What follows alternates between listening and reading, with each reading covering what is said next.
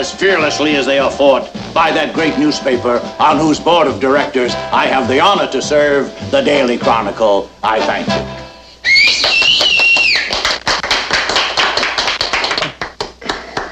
Well, how's the sound? Well, it was stirring, TJ. It was a fine speech, Mr. Blodgett. It was a real gas. Yeah, well, thank you, Patty. I assume that is a compliment. Well, it's even better than like wow. What did you think, Martin? Very effective speech. Got me an ovation at the business club dinner last night. Dinner.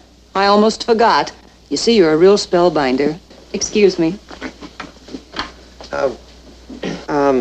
TJ, that part about the Chronicle. What about it? Well, forgive me, but it does give the impression that you're our personal candidate. Well, it's fine with me. People trust the Chronicle. But you just serve on our board of directors, as you do in dozens of corporations. Now, Martin, stop being such an old mother hen about that newspaper. Well, I am the managing editor.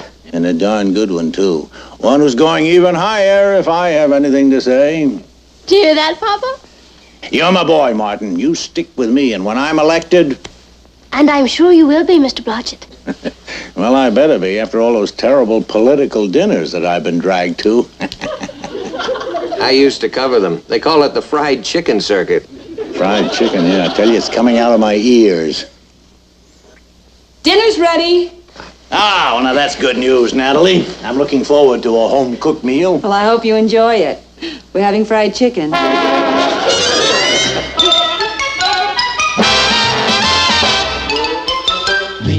Who's lived most everywhere, from Zanzibar to Berkeley Square. But Patty's only seen the sights the girl can see from Brooklyn Heights. What a crazy pair, but they're cousins, identical cousins all the way. One pair of matching bookends, different as night and day. Where Kathy adores a minuet, the ballet russe, and crepe Suzette. Our Patty loves to rock and roll. A hot dog makes her lose control. What a wild duet. Still they're cousins, identical cousins, and you find they laugh alike, they walk alike, at times they even talk alike. You can lose your mind when cousins are two of a kind.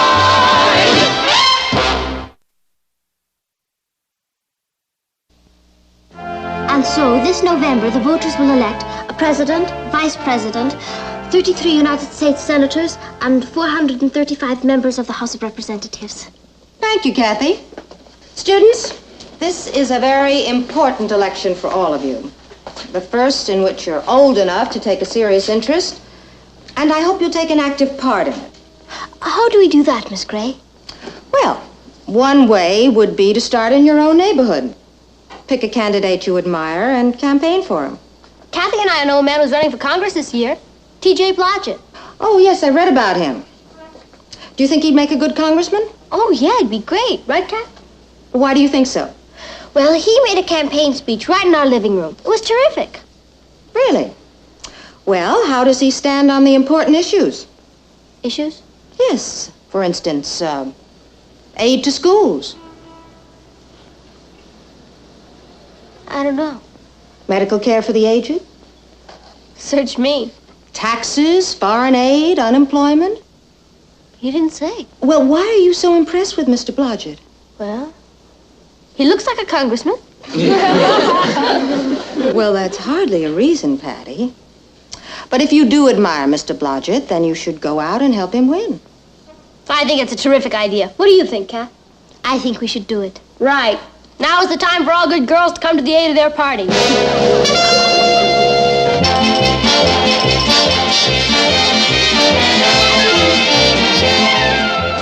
And so, Kathy and I talked it over, and we've decided we want to help get Mr. Blodgett elected.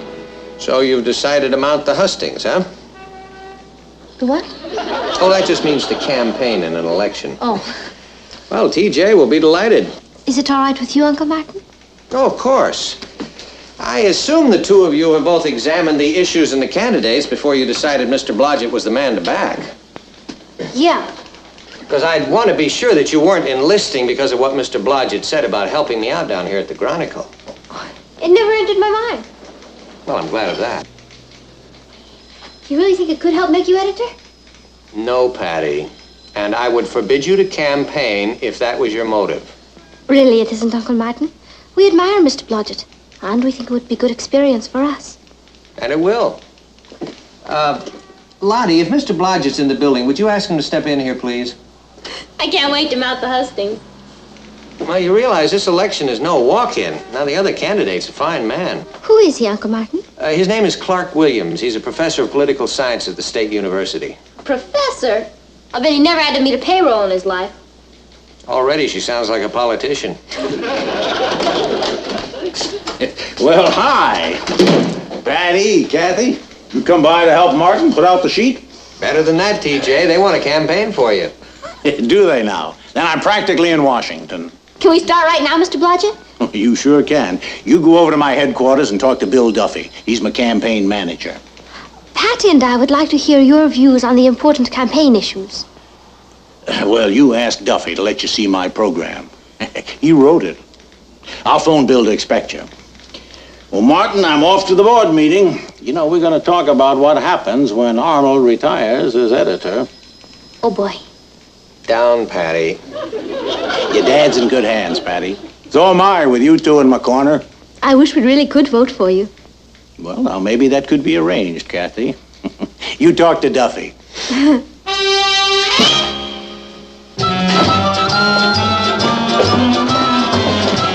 Oh, come on, Count, this is it.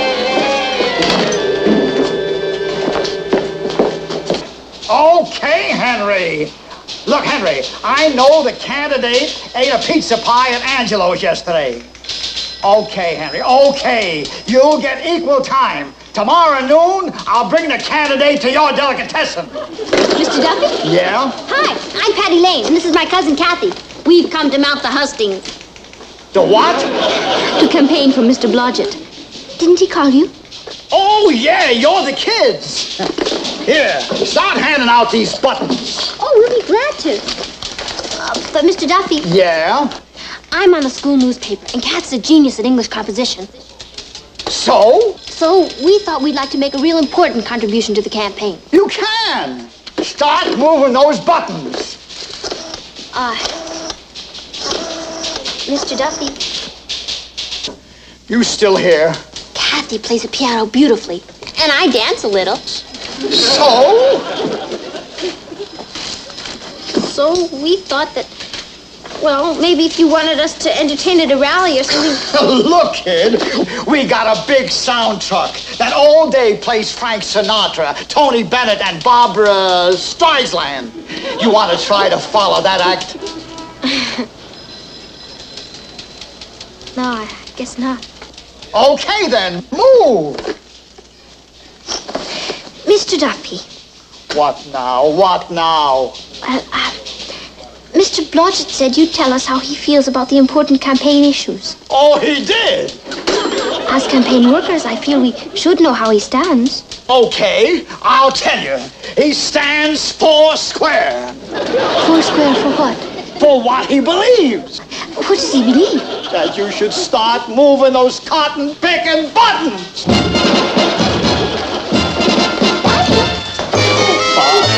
Bob, get me a-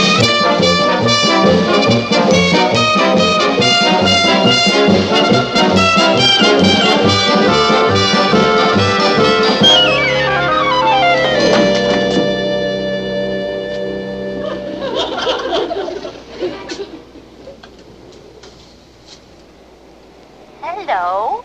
My name is Kathy Lane, and I'd like to tell you about T.J. Blodgett, candidate for Congress. What number are you calling? SU 73564. I'm sorry, you have reached a special operator. Please hang up and dial again. Yes, thank you. Hello? My name is Patty Lane, and I want to tell you about T.J. Blodgett, candidate for Congress in this district. Are you interested? Sure. That's great. T.J. Blodgett is a man of courage, ability, experience, and integrity. Elect him, and he will fight your battles in Congress. T.J. Blodgett wants and needs your support. Will you vote for him? Well, I don't know. I'll have to ask my mommy. Hello?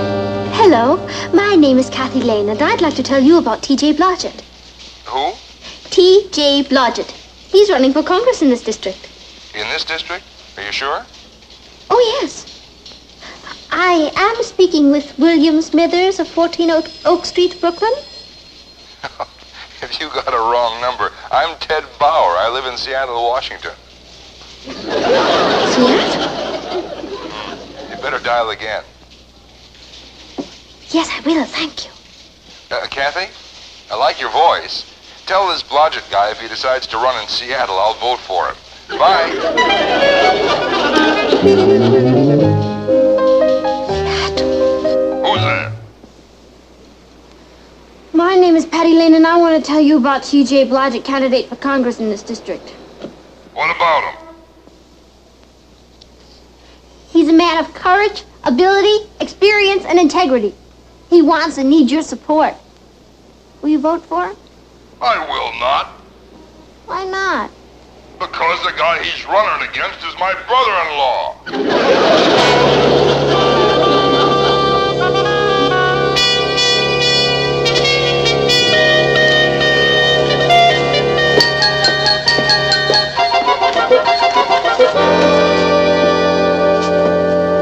Get your buttons, vote for Blodgett. Blodgett is the people's choice. Get your buttons, vote for Blodgett. Good evening, ladies and gentlemen. My name is Clark Williams. Clark Williams. That's Mr. Blodgett's opponent. Get your buttons, vote for Blodgett. He must be holding a rally in there. Let's go heckle him. Come on. Oh, get your buttons, vote for Blodgett. I am a professor of political science at State University. Oh. I have also served as a town councilman, A real city manager, egghead. state assemblyman. And during the post-war occupation, I was a lieutenant colonel on General MacArthur's staff, helping to bring democratic government to the Japanese people. Did you know that, Betty? So what? So he's been to Japan. My opponent, on the other hand, is a highly successful businessman who has never held any public office. Now let's see where we both stand on the issues. I favor more schools, more hospitals, and foreign aid to needy nations, and jobs for the unemployed. I agree with that. Yeah, so do I. And you know something? It's kind of cute. My esteemed rival also supports these measures, but he has simultaneously called for lower taxes, reduced spending, a balanced budget, and an end to what he calls coddling by government. Now, friends, I ask you, how can we build more schools and hospitals and homes while spending less money? He's right. How can we? Don't ask me. Why don't we go see Mr. Blodgett? You're right. He'll know. Come on. How's the tie? Tie's great. Let me the button. Oh, the collar. You look great, T.J.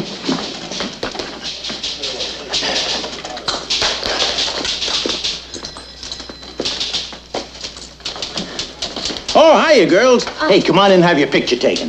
No, thanks, Mr. Blodgett. Could you spare a minute? What, for my favorite constituents? Come back later, Joe. Now then, what can I do for you? Well, Mr. Blodgett, you've come out for more schools and more hospitals and helping the needy and foreign aid. That's right. But you've also come out for lower taxes and a balanced budget and letting people help themselves. That's right. But how can we do both at the same time? Now, who says we can't? Oh, but you said that... Patty, that's campaign talk. You gotta tell the voters what they want to hear. Even if you can't deliver. Kathy, I'm in politics now. The first job of a politician is to get himself elected. Oh, but Mr. Blodgett... Now, you stop fretting your pretty heads. Come on, I'll blow you to Sundays at the malt shop. Oh, maybe another time, Mr. Blodgett. Thank you. You name it. And remember now, keep those buttons moving. Patty, do you know what I think? I think so, too.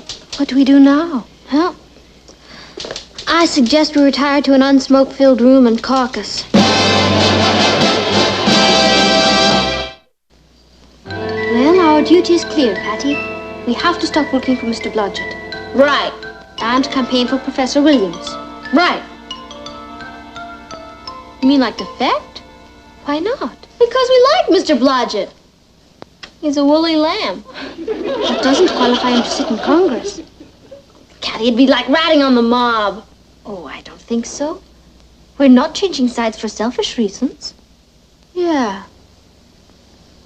We're standing up for what we believe in. And I believe that Mr. Blodgett is a woolly lamb who should stay out of politics. I second the motion. All in favor, say aye. Aye! Aye. Meeting is adjourned. Kind of gives you a sense of power, doesn't it?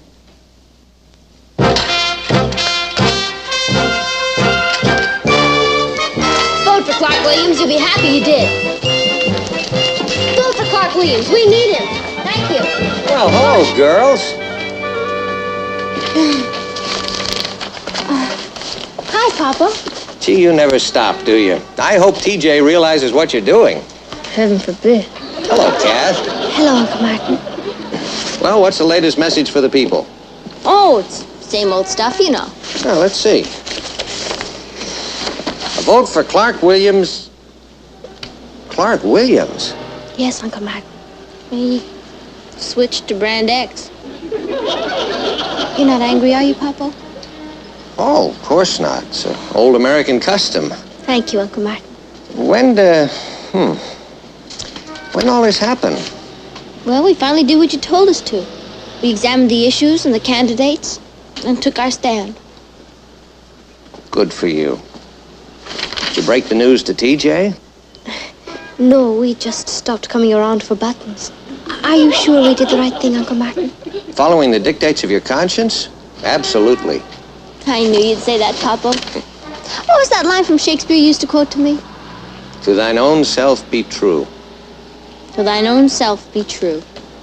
He was a pretty wise fella, you know. Yeah. Well, we better get on home. Okay.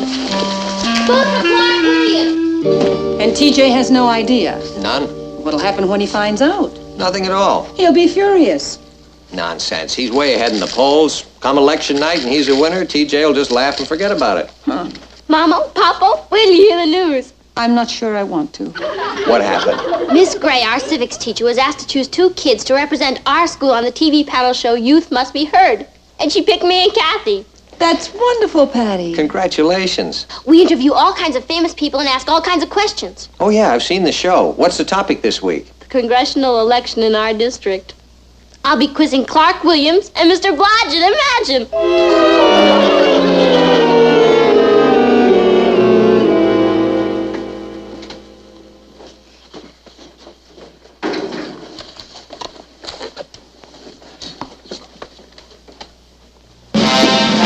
Welcome to Youth Must Be Heard, an unrehearsed public affairs program. Election Day is just 24 hours away. And so tonight, our youthful panel will question the rival candidates in one of the city's key congressional elections. Let's meet those candidates. First, Professor Clark Williams. And at the other side of the table, his opponent, Mr. T.J. Blodgett.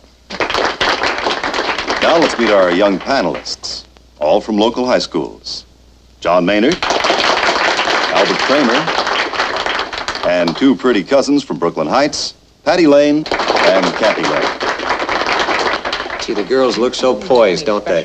There she is. Hi, Patty. Martin, I'm worried about what the girls will say. Nonsense. What could happen? Now let's start the questioning. Mr. Williams, what made you decide to run for Congress?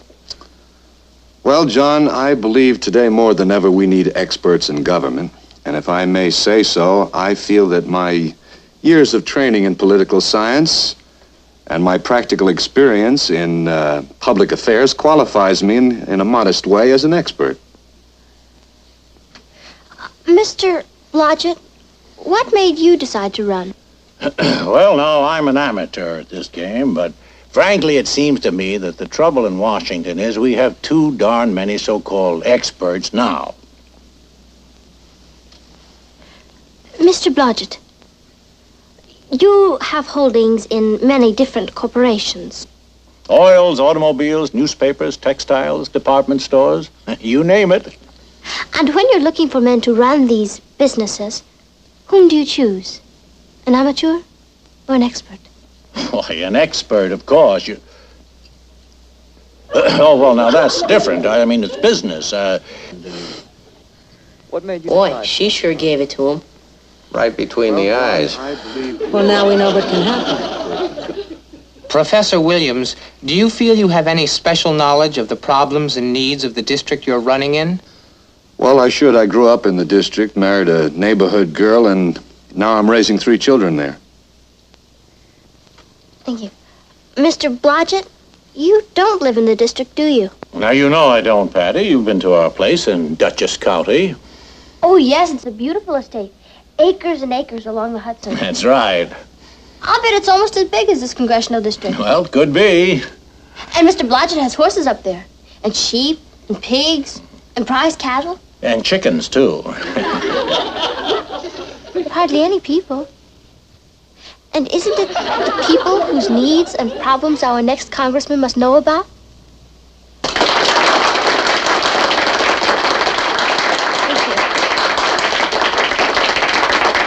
Tear it off, Martin. I can't look. That my years of training in political science. Oh, don't worry about it, Natalie. It's just a kid's TV program. It couldn't affect TJ's chances one bit. Let's hope not. Or you may be the only managing editor of a New York newspaper with a permanent black eye. And with 80% of the returns in from the district, here are the tallies. Clark Williams, 75,844. T.J. Blodgett, 18,300. Well, it's a landslide for Williams. Yes, and right on our heads. I'm awfully sorry, Aunt Natalie. We didn't realize. We were only trying to be good citizens. Of course you were. I'm proud of you, Patty. So am I. Now, where'd you get that, son? Wonder who that could be? You know that old saying, if anything wrong can happen, it will? Yes? I'll bet it's Mr. Blodgett. Well, what a nice surprise, TJ. I want a word with you.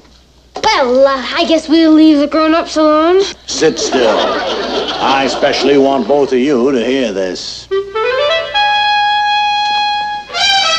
Oh, boy, I've done it again. Well, I suppose you heard. I got clobbered.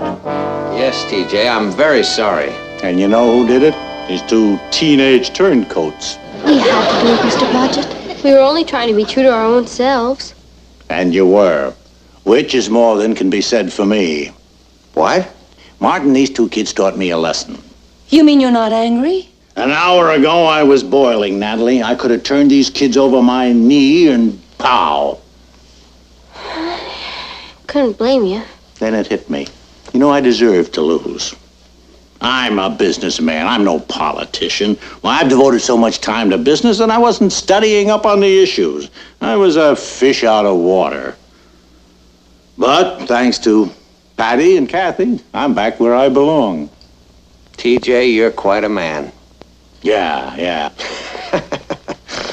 I always said it. He's a woolly lamb. I vote for that. Well, guess let's go over to the malt shop and have those sundaes I promised you, huh? Come on, Roy. What do you think?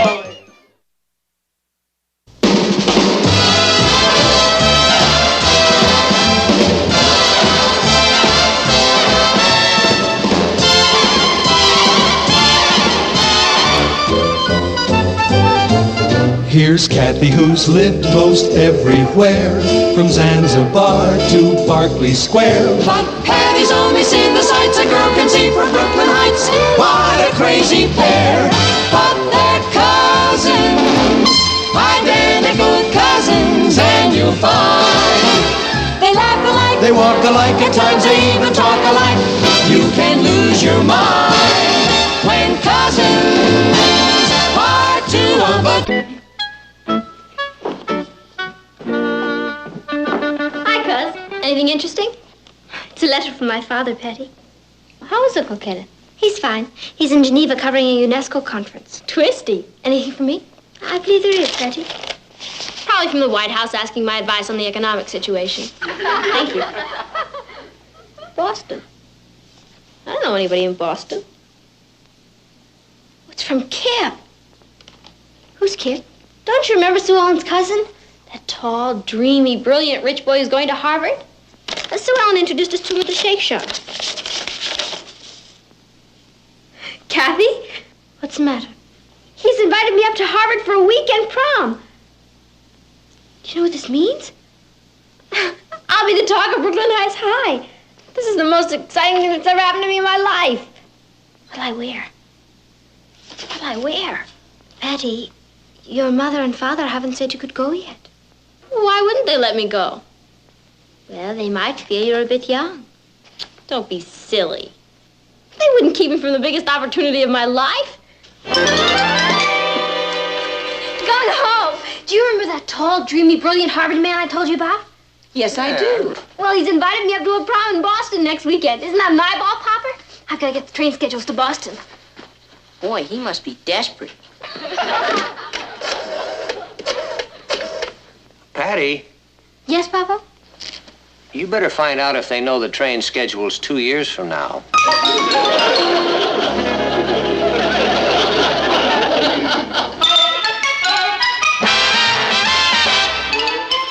Meet Kathy, who's lived most everywhere, from Zanzibar to Berkeley Square. But Patty's only seen the sights a girl can see from Brooklyn Heights. What a crazy pair! But they're cousins, identical cousins all the way. One pair of matching bookends, different as night and day. Where Kathy adores a minuet, the ballet russe, and crepe Suzette. Our Patty loves to rock and roll, a hot dog makes her lose control. What a wild duet, still they're cousins, identical cousins, and you find they laugh alike, they walk alike, at times they even talk alike. You can lose your mind when cousins are two of a kind.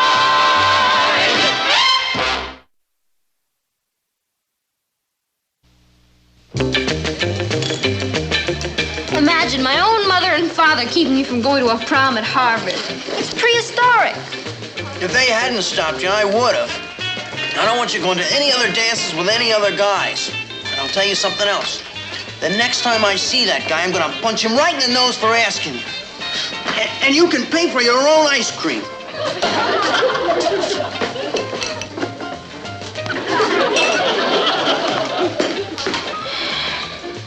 If there's anything I can't stand, it's adolescent boys. What am I gonna do, Kath? I can't write and tell Kip my parents won't let me go. They'll think I'm a kid. You might try using psychology. Psychology? What good would that do?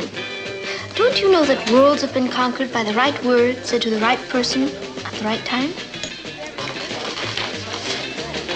The right word said to the right person at the right time. Kathy, you're a genius.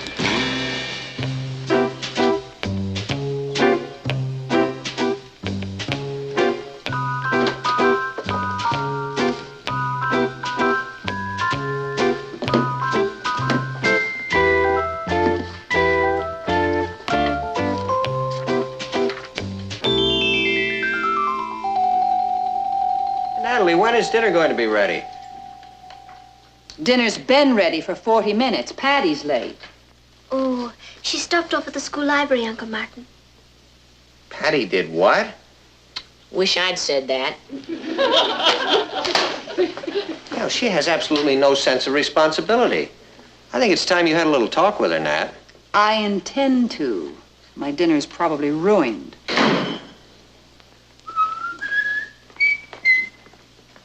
Hi, everybody. Like hi yourself. Do you have any idea how late you are, young lady?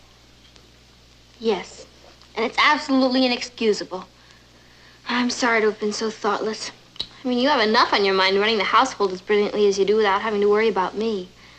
I'll try to be more thoughtful in the future, Mom. Well, that's all right, darling. You're not very late. But in the future, Patty, And I'm sorry to have kept you waiting for your dinner, Popo. After the kind of day you put in at the office, you have a right to expect your dinner on time. Well, I guess it won't hurt me if it's a little late once in a while. Thank you. Why don't we eat before she talks us out of it?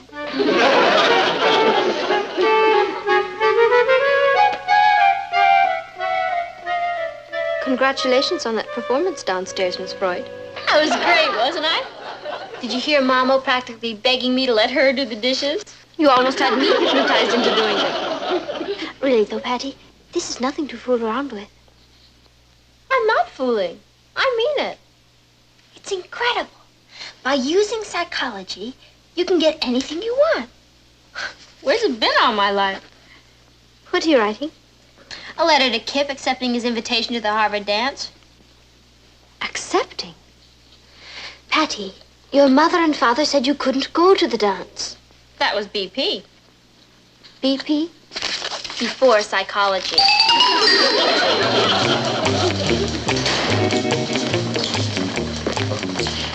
Kathy said you wanted to see me.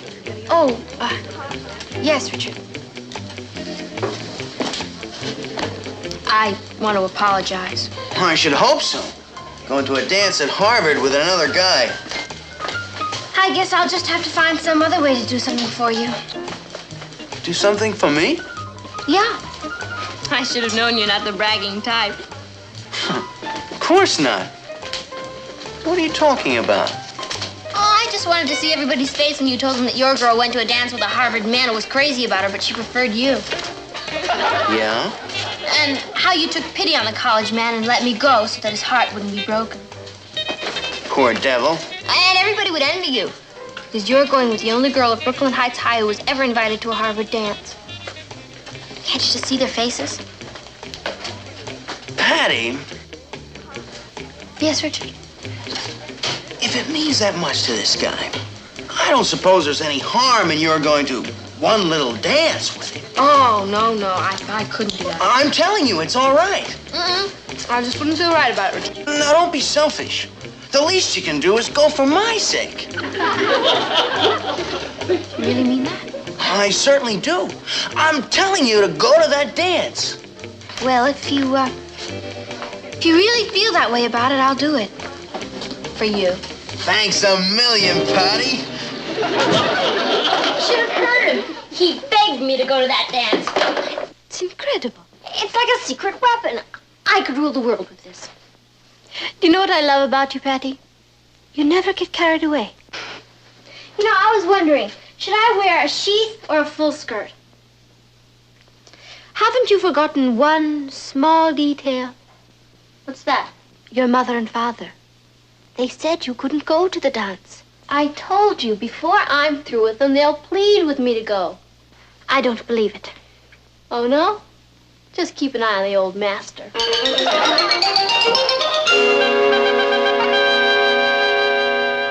Martin, this apple looks more like an orange.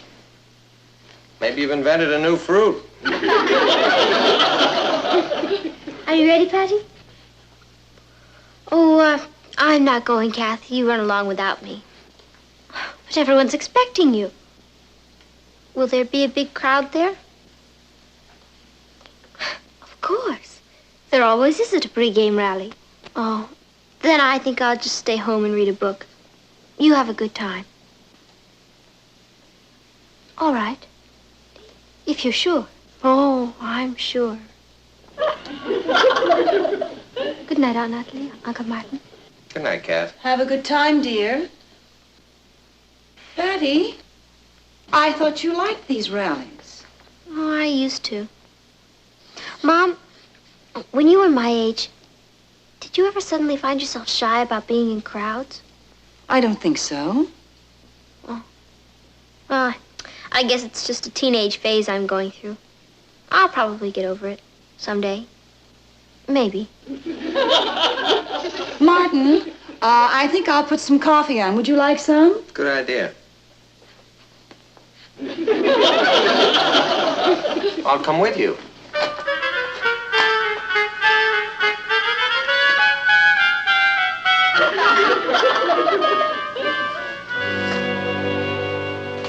I knew something was wrong. Patty hasn't been out one night this week. I'm worried. Well, you heard what she said. It's just a phase she's going through. I don't like it. She didn't go to the shake shop with the kids after school. Yesterday, when they went bowling, Patty stayed home. Now that I think of it, she has been avoiding crowds. Why, that's not like Patty. No, certainly isn't. Well, what are we going to do about it? Why don't you just leave her alone? Oh, we have to help her get over this. Well, how? By making her go out. You can't force her to go out. Oh, we won't force her. It should be something that she wants to do. Do you remember the Harvard dance that she wanted to go to? Well, maybe we could let her go to that to sort of break the ice. I thought we decided we didn't want her to go to that. Would mean a whole weekend away from us. One weekend won't matter. Besides, she'll be very well chaperoned. Wait a minute. I mean, what if she doesn't want to go? Well, she just simply has to. Martin, there are times when a parent must do the thinking for a child. We just won't take no for an answer. Come on.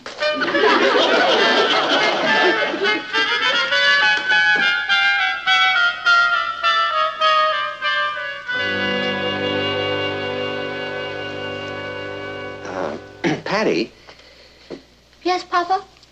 you haven't been out one night this week, you know. Yeah, I know. Well, that is your mother, and I, both of us, we were thinking that maybe it wouldn't be a bad idea if you did go out more. I don't want to go out. Well, we just mean to do something you like. For instance, you asked whether you could go to that dance at Harvard. Oh, that? You were very excited about the idea of going. There'd be millions of people there. How do you like people? You know, crowds are just a lot of individuals. If you take them one at a time, they're not so bad. We'd like you to go to that dance, Patty. I thought you didn't want me to go. Well, we changed our minds. That's really very nice of you, but don't worry about me. Honey, I think you'd have a wonderful time. I don't think so. Of course you would. And Kip sounds like a fine boy. Oh, he's nice enough. Then will you do it? Do you really want me to? Very much. All right, then I'll do it. Oh, that's wonderful, darling. Patty, thank you. Well, that's all right, Papa. Well, I better get to that rally. I mean, if I'm going to go up to Harvard, I may as well start warming up with smaller crowds.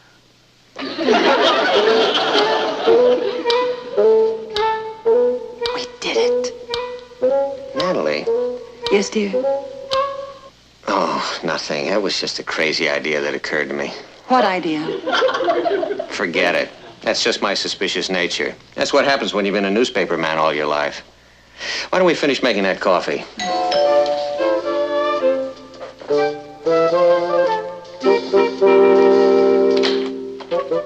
Telegram for Patty Lane? Yeah, I'll take that. Will you sign here? Thank you.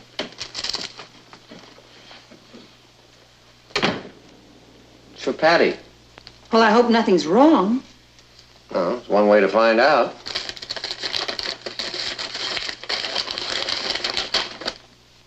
Received your letter. Great you can come to the prom. See you Friday. Gung ho. Signed, Kip.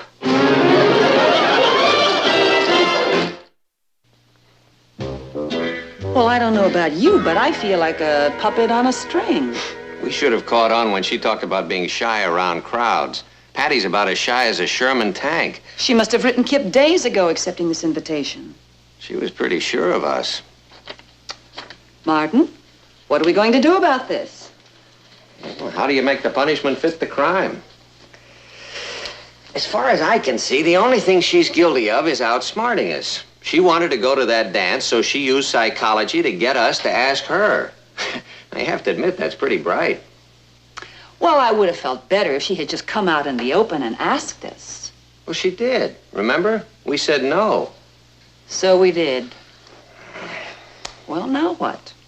Do we just forbid her to go? How can we? We talked her into it. Anyway, I have a better idea. I took a little psychology in school myself. Good morning, group. Morning, dear. Morning, Patty. Wilfred. Kathy tells us you enjoyed that rally last night. Yeah, it was it was all right. There were an awful lot of people there. Well, there'll be a lot of people in Boston, too. But you'll be fine. I'm gonna try. Oh, good for you. It's a lovely city. You'll meet a lot of boys up there. A lot of them will be looking for wives. Just don't come back engaged. Me? Don't worry about that. That's just what my cousin Fran said when she went to a prom at Harvard. She was just about your age. What happened, Dad? Well, her date sent his roommate to pick her up at the railway station. And it was love at first sight. She never even got to the prom. He swept her right off her feet. They were married that night. Those Harvard men are pretty impulsive, aren't they? Oh, they are. When I was in high school, my best girlfriend got invited to a Harvard prom. I never saw her again. What happened to her? Oh, the Harvard men just swept her off her feet. She had 3 proposals of marriage. Oh, poor Tilly didn't want to get married, but they just wouldn't take no for an answer. Oh, they're very persuasive up at Harvard. You know, I can remember the first weekend I spent away from home. I was just about your age, Patty. Were you excited? Very. Oh, you'll be a little bit nervous at first, of course. You'll be all alone among a lot of strangers. Well, actually, you won't really know anyone. Except Kip, of course. I only met him once. And you'll be sleeping in a strange place in another city, away from your home and family. Do you know what really surprised me when I got home from that first weekend? Everything seemed changed. It was as though I'd been gone for a couple of years. Even the house looked smaller. I'm only going to be gone for a weekend. And it'll be a marvelous weekend. We have to think about what you're going to wear. Perhaps we should buy her a new dress. Something that'll sweep the men off their feet. Mom? Yes? Let's not make me too irresistible.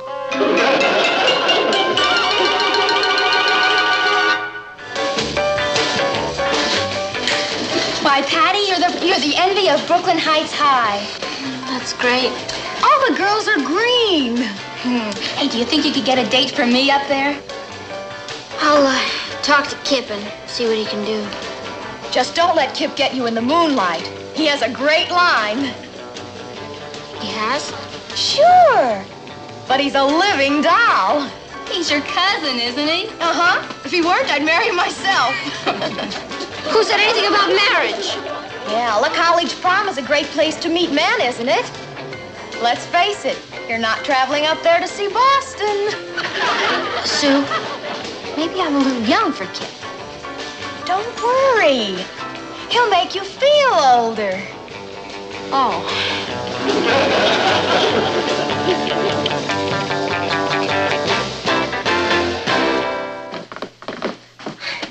They just can't send me to Boston. I'm a kid.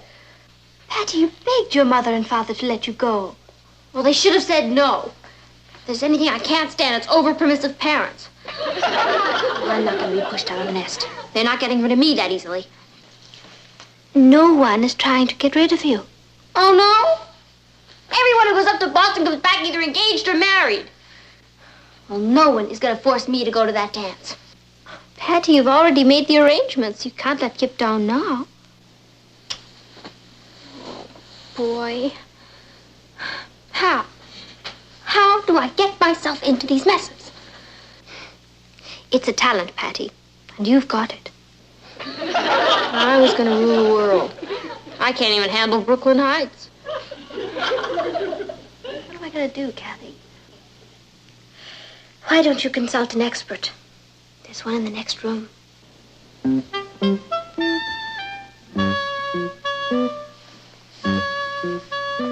Thank you.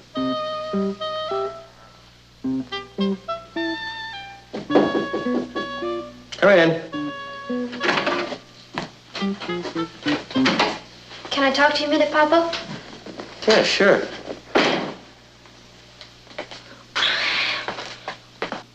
Is anything wrong? Everything's wrong. You know the trouble with the psychology bit? What? It works. Does it? I don't want to go to Boston. Because you hate crowds? No, sir. I just said that so you and Mom would make me go to the dance. I'm afraid I wasn't being very honest. I'm sorry. I got carried away again. You know, Patty, there's nothing wrong with psychology. You can use it to make people feel better or to make things go smoother. But it's only when you start using it deliberately to manipulate people that it becomes dangerous. It's a very strange thing. When you start using people to get what you want, you usually find out that what you've got isn't what you really wanted after all. I understand. It won't happen again. Well, glad to hear that. I came in to see if you knew any way that I could get out of going to the dance. Oh, yeah, I think there is. How? Well, you might sit down and write a note to Kip. Yeah, that's a great idea. And tell him I have the measles or something. Just tell him the truth. You mean my age and everything? Yeah. Couldn't I lie about that just a little bit? No, I guess not. Okay. You're right, Papa. Thank you. I'll write him a letter. Special delivery right away. That way he'll have time to get another date. Poor devil. There go 3 years out of my life.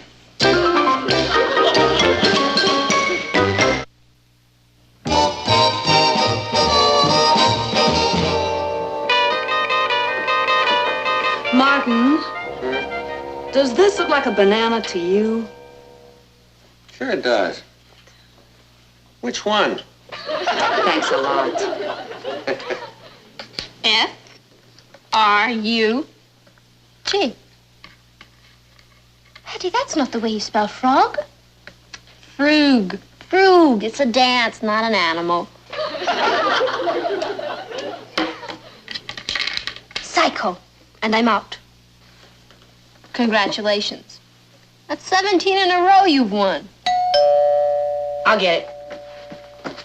That's all right. I'll beat you next time. Papa, Mm-hmm. can I have an advance on my allowance? No. Can I go to the movies tonight? No. Can I have that new dress I wanted? No. Isn't it great? The word no doesn't bother me at all anymore. I feel like a new woman since I've sworn off psychology. So do I.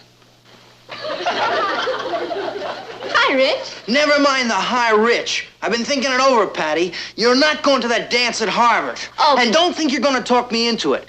I know all about these college men, and I'm going to be one myself in 2 years. Oh, but... And if you want a college man, you can wait for me. Is that clear? Yes, Richard, if that's the way you want it. That's the way I want it.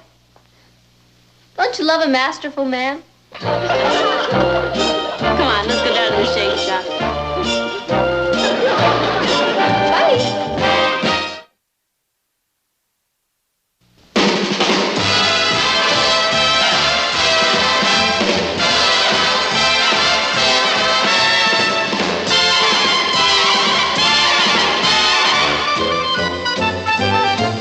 Here's Kathy, who's lived most everywhere, from Zanzibar to Berkeley Square. But Patty's only seen the sights a girl can see from Brooklyn Heights. What a crazy pair! But they're cousins, identical cousins, and you'll find they laugh alike, They walk alike, at times they even talk alike. You can lose your mind when cousins are. What's going on down there? Patty? Patty? Patty, are you all right? Me? Sure, I'm fine. You mean you were just sitting here screaming and you're fine? Are you in some kind of trouble? Why is it every time something happens around here, everybody jumps to the conclusion that I'm in trouble? So, something has happened. Do you want to tell me about it? I can't. I can't tell anyone about it. All right. Then would you mind not screaming while I'm on top of a ladder?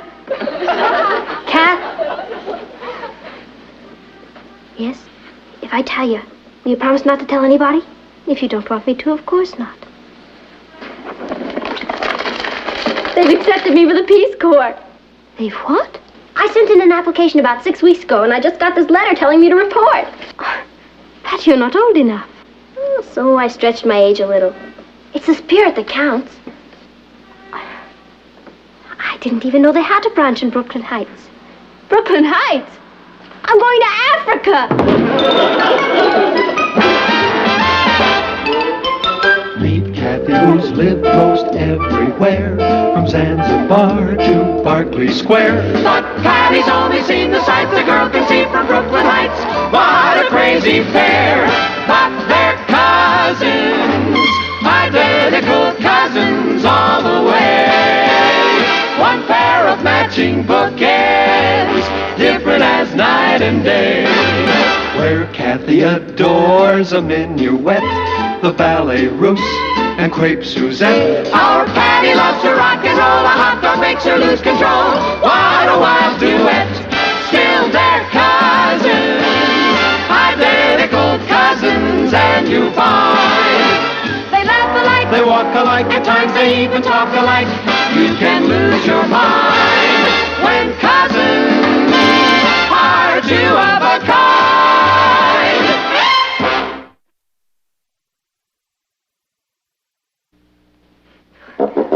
Patty, can't be serious about going to Africa with the Peace Corps. It's all set. What are your mother and father going to say? What can they say? I'm doing this for my country. I finally found something worthwhile to dedicate my life to. And nothing's going to stop me. When do you leave? I report to the training camp in 2 weeks.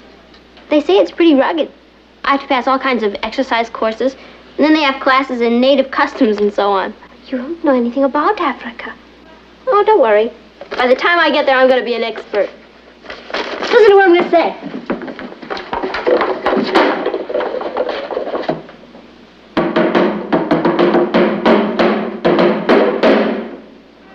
What did you say? Take me to your leader. Oh, God. Don't stop.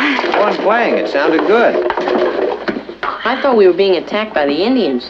Where'd you get the drum, Patty? I borrowed it to do some research with. That's African, isn't it? Yeah.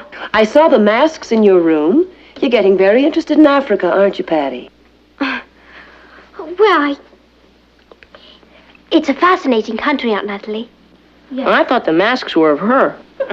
Well, you'd make a great shrunken head. Do you know, when I was a kid, I used to dream of going to Africa on a safari. Yeah? Me too. Well, who knows? Perhaps we'll all go one day. Yeah. Or maybe just some of us.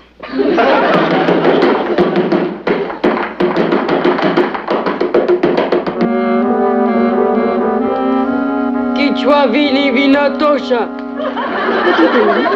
Oh, brushing up on my Swahili. Listen to this. Kibanda kinya viumba vitatu. The hut has 3 rooms. Oh, good. I wouldn't want it to be crowded. Kikome kime vunjika kuna kotumatano. The cup was broken on Wednesday. Oh, here's another one. Angalia, Leave this place and bring me your dog. Well, what if no one breaks a cup on Wednesday and they don't have a dog? You want to hear me count to 10? No. Moja, Mbili, Tato, Nane, Site, Tano, Sada, Ne, Chisa, Kunu. How about that? Well, if you ever run across anyone with 10 broken cups in a 3-room hut, you'll be a smash.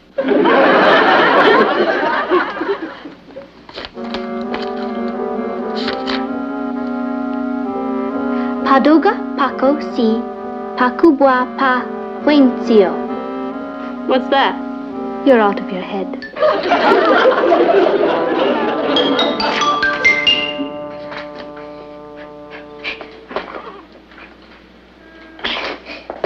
What are you doing? I'm getting in shape.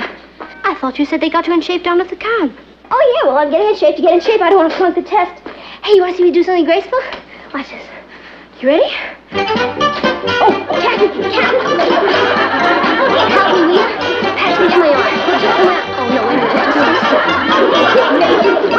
Wait!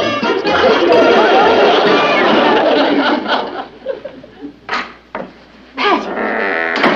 What are you doing? It must be 100 degrees in here. Uh-huh. That's the idea. I'm getting used to the heat. Those jungles can be murder. Oh, Ross? Do me a favor, will you? No, There's a quarter in it. that's different. What do you want? A green salamander. You know, for a minute I thought you said you wanted a green salamander. That's what I said. And you give me a quarter for it? That's right. I'll make you a deal. 5 for $1. One will be plenty, thanks. I'll be right back. What do you want a green salamander for? It says here that we have to live like the natives of the country we're in. Share the same kind of living accommodations, eat the same kind of food. In some parts of Africa, green salamanders are considered a rare delicacy.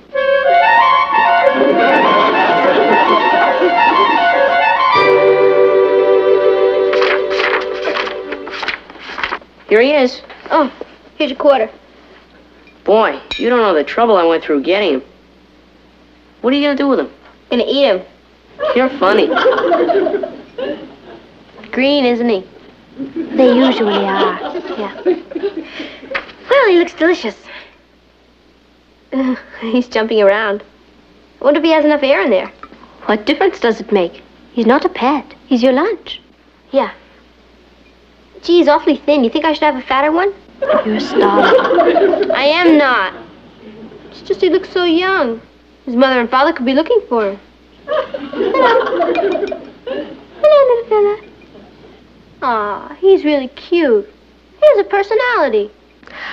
Why don't you do a circus act with him and eat him as an encore? Very funny. Ross! Aren't you going to eat him? How can I? I've grown accustomed to his face. Take him out and let him go. You mean you don't want him anymore? I had a big breakfast. Boy, your husband's gonna lead an interesting life. Let's see what other native foods they have. Oh, here's one. Grass soup. Sounds delicious. Smells great.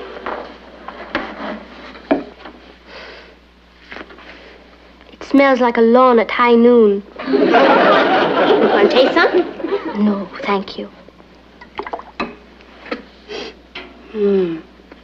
Beautiful.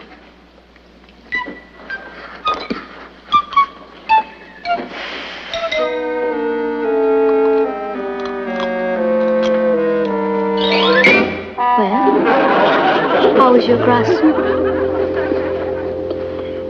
Needs mowing.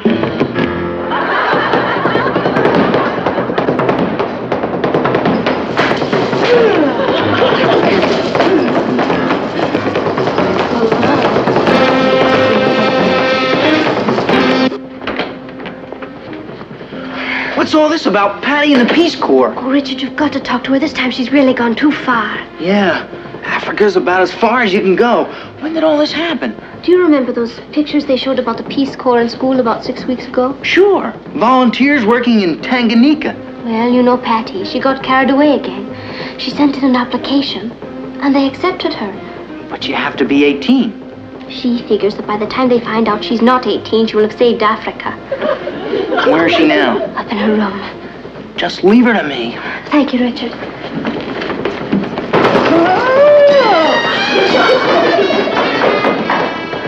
Grant!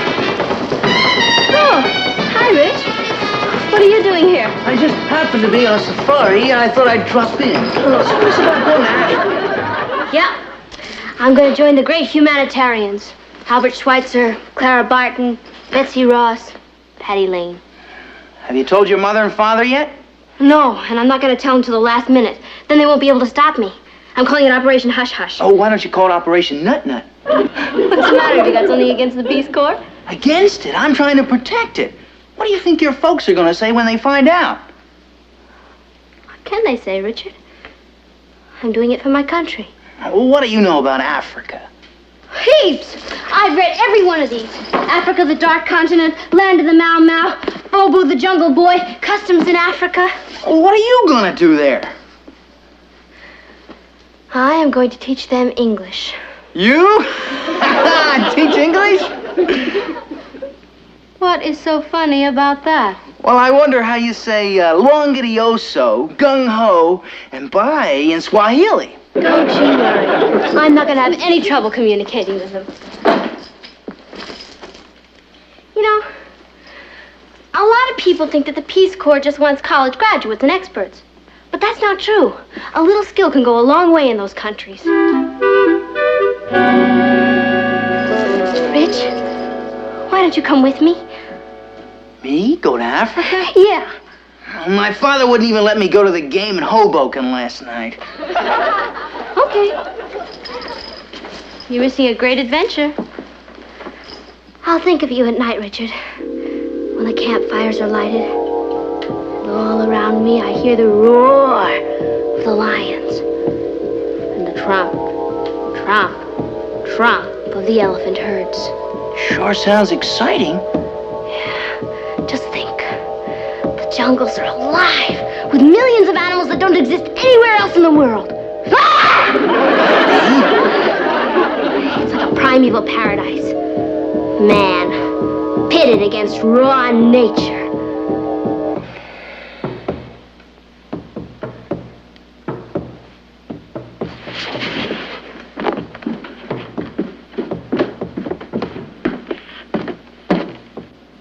Well, did you talk her out of it?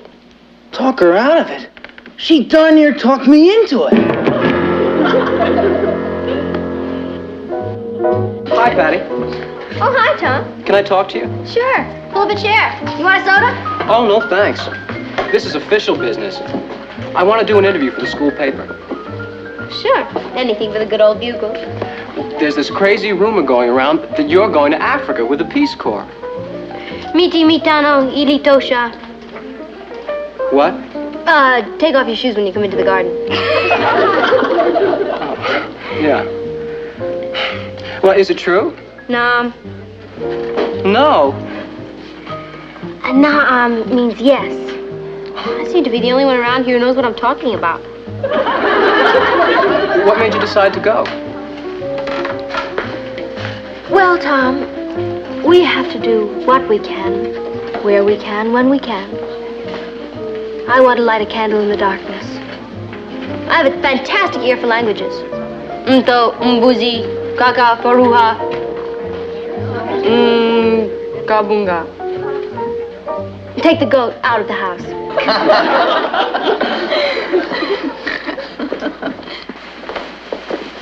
It's awfully quiet around here. I wonder where the kids are. Oh, they'll be along soon. It's almost dinner time. Oh, Brooklyn Heights Bugle. See what our competition is doing. Hey, look at this. Brooklyn Heights girl going to Africa for the Peace Corps. Isn't that exciting? Gee, I wonder if Patty knows her. Think how proud her parents must be. Yeah.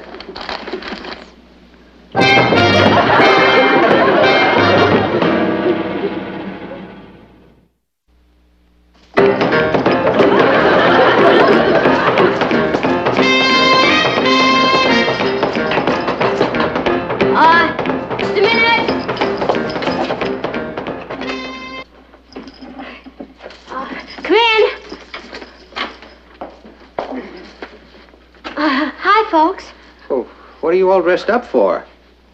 Me? Dressed up? It's for a school play. I was rehearsing. Well, you didn't tell us anything about it.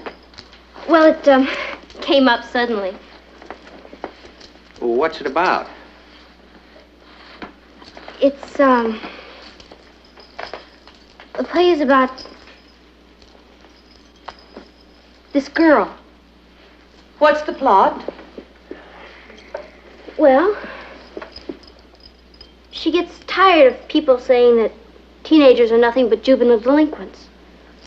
So, she decides to do something about it. She joins the Peace Corps and tries to help people who aren't as lucky as she is. Is she lucky? Oh, yeah. She's got everything. Wonderful mother and father. Great kid brother. Beautiful home. And she's willing to give all that up to go to faraway places and help others? She feels she has to. Somebody has to do it. She sounds like quite a girl, this character. Nah. She's pretty average. She just figures it's time she started giving. Can't take all your life, Papa. How does the play end? She goes off to Africa and tries to do a good job. The minimum period of service in the Peace Corps is 2 years. Yeah, I know. I imagine that would be rather hard on her mother and father. She's sorry about that. She is. Mm-hmm. She's not trying to hurt anyone. She's just trying to do something good. Something important. For the first time in her life. Well, it sounds like a very interesting play. We'll be sure to go see it. Yes, we must.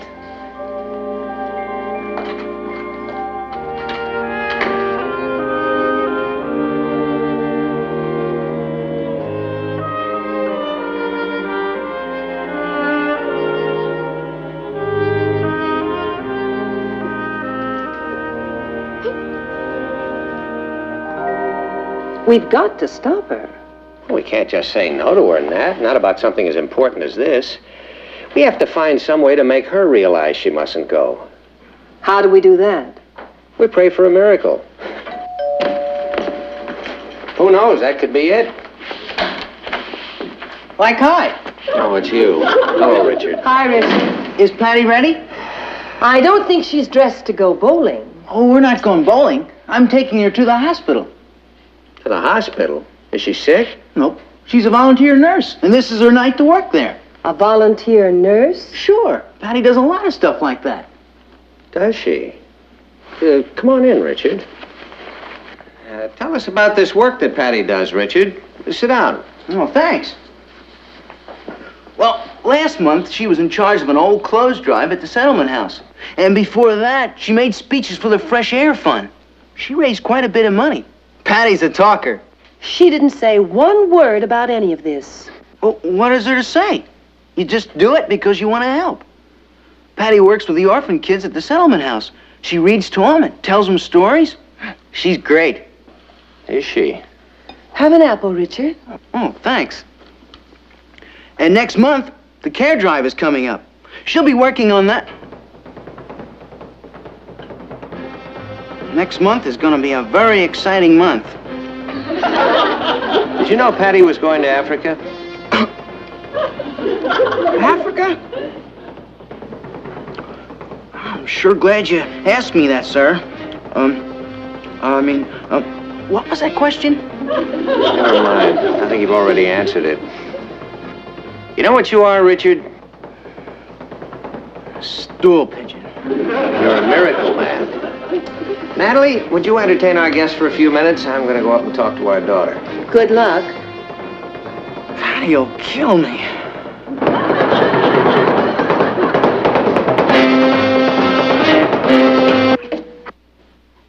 Patty?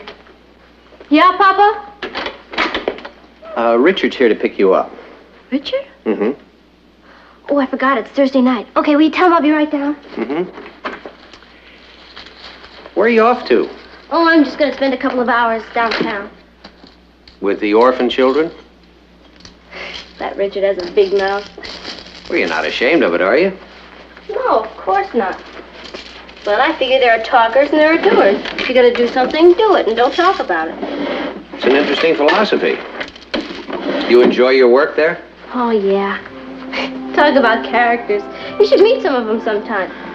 There's this one little boy, Slugger Smith, always laughing. And another little girl. Her name is Babe X. Isn't that a nutty name? She spells it capital E-X. She has beautiful long black hair and great big brown eyes. She's going to grow up to be a dress designer. There's another little girl. Susie Harvey. She has a beautiful voice. She can sing anything. Yeah? Mm-hmm. I bring her a record album one week, and the next week she has the whole thing memorized. No kidding. The greatest character of all is little Petey Peterson. You know, I bring him books on rockets and planes and things, and he doesn't read them. He eats them. He's going to grow up to be an astronaut. You know what he did on my last birthday? He built me a rocket, and I lit the thing, and it took off into the air, and a streamer came out of it spelling happy birthday. All the kids stood around singing happy birthday. I cried like a baby. Kids must really love you a lot. Oh, they've done a lot for me, Papa. More than I've done for them. I'll bet they'd miss you terribly if you went away. What do you mean? Well, I was thinking about this play of yours, this girl who goes off to join the Peace Corps. Yeah? Well, you know, she sounds like the kind of a girl who'd be involved in worthwhile projects at home, too. I guess so. You know, I'd like to suggest a change in the plot of that play. What kind of change? Well, supposing this girl were too young to go off to Africa. But she's not too young. Well, now, let me finish. And supposing that it weren't really necessary for her to go anywhere to do the things that she wants to do. And she's interested in helping people who really need help, right? Right. Well, don't you see, Patty, if she went away to help other people, she'd be walking out on Babe X and Susie Harvey and Petey Peterson, wouldn't she? I'm not walking out exactly. She has to do it. Of course, on the other hand, maybe they'd never even miss her. Oh, yes, they would. They'd miss her.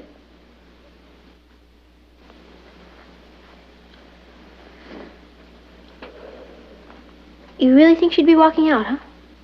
I think the most important thing she can do is to finish the work she started. You knew there was no play. Yeah.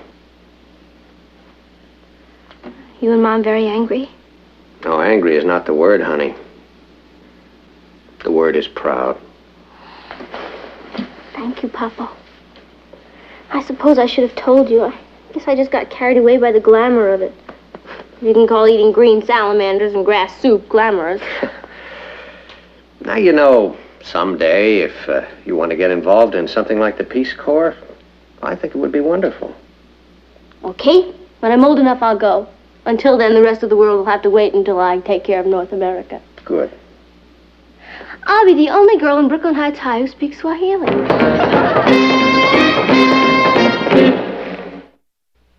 I'm getting kind of hungry. Where's Patty? I'm sure she'll be along any minute. Well, she invites me to dinner and she's not even here. I think she went to pick up her date. Her date? I'm her date. Oh, she's interested in somebody else, Richard. When she's got me? That's women for you.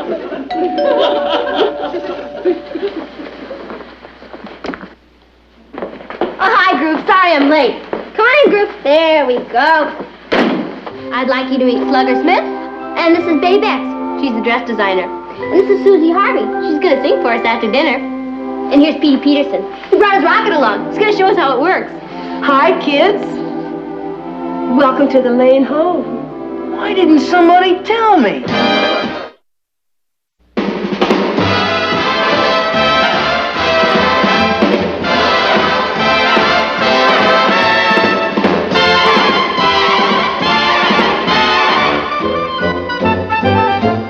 Here's Kathy, who's lived most everywhere, from Zanzibar to Berkeley Square. But Patty's only seen the sights a girl can see from Brooklyn Heights.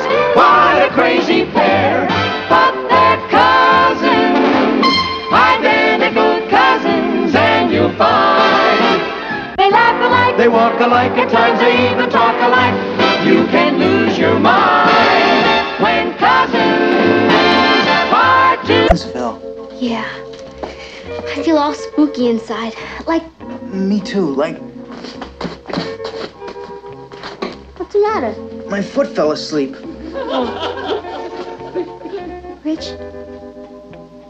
Do you suppose anybody ever felt this way before? How could they? I suppose maybe Romeo and Juliet.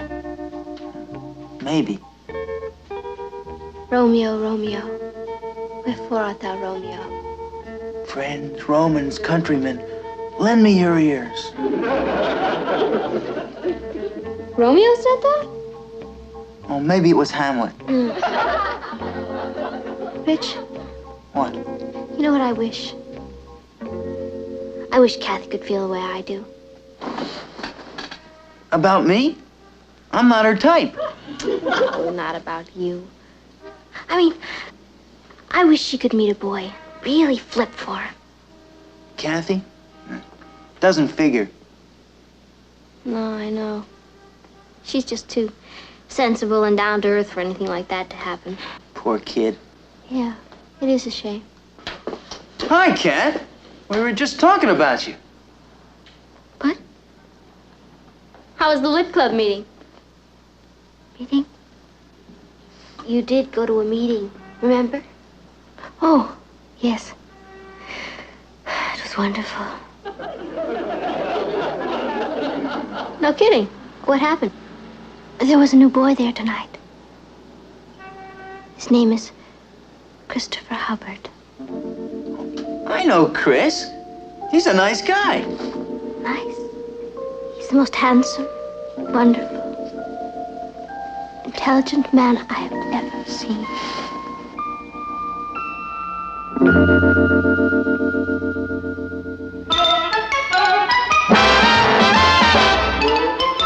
Meet Kathy, who's lived most everywhere, from Zanzibar to Berkeley Square. But Patty's only seen the sights a girl can see from Brooklyn Heights. What a crazy pair, but they're cousins, identical cousins all the way. One pair of matching bookends, different as night and day. Where Kathy adores a minuet, the ballet russe, and crepe Suzette. Our Patty loves to rock and roll, a hot dog makes her lose control. What a wild duet, still they're cousins, identical cousins, and you find they laugh alike, they walk alike, at times they even talk alike. You can lose your mind when cousins are two of a kind.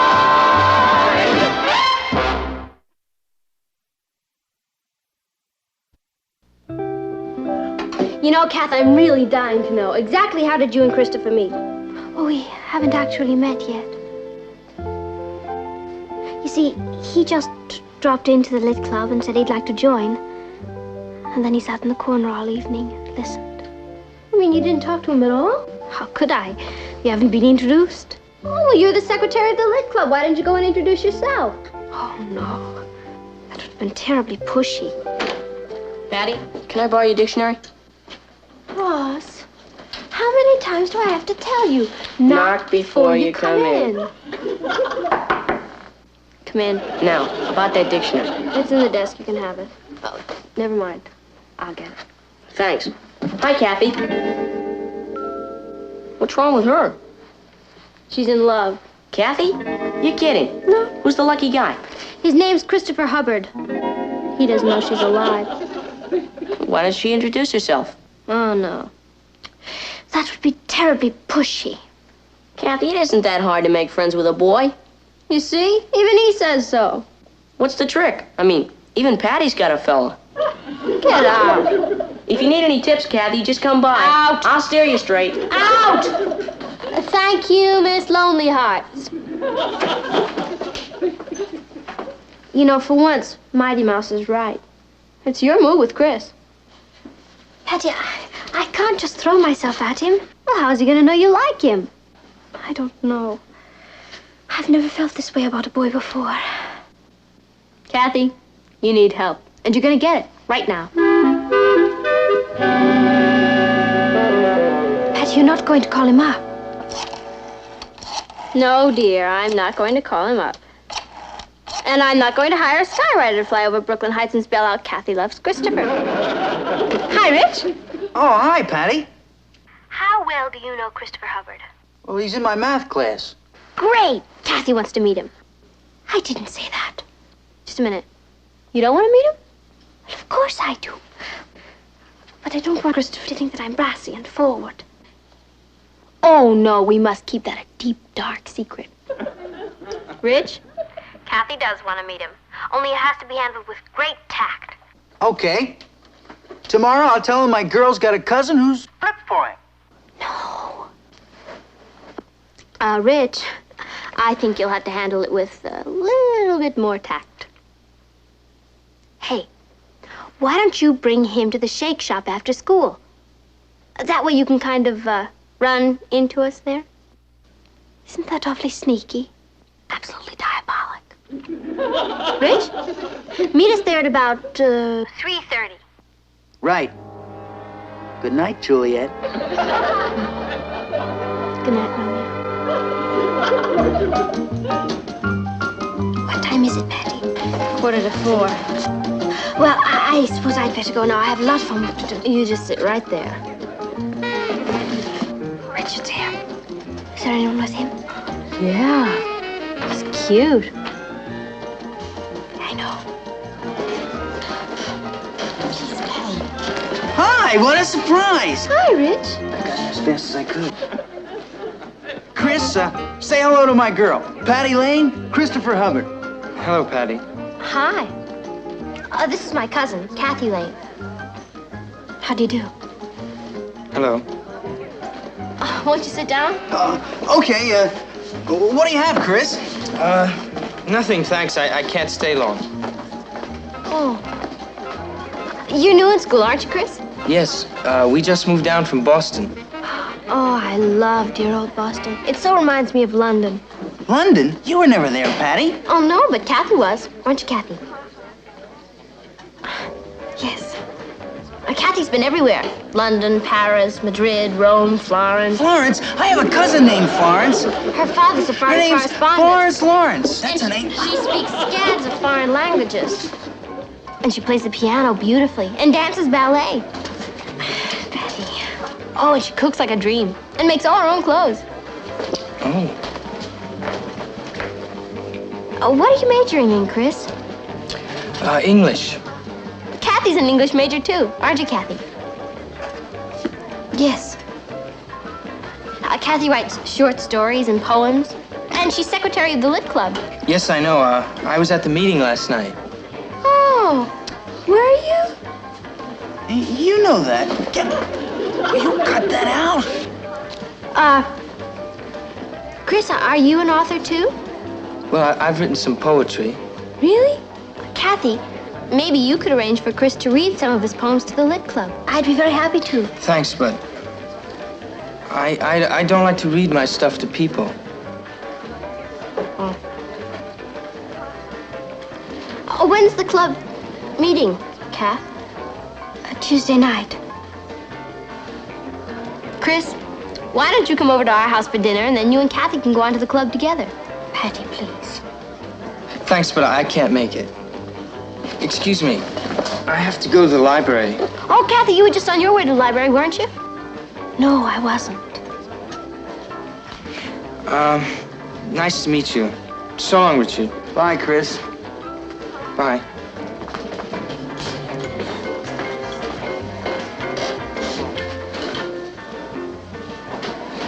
I'm sorry, Kathy. Thank you for trying. Forget it. And him, too. I'm sorry to be such a gloom.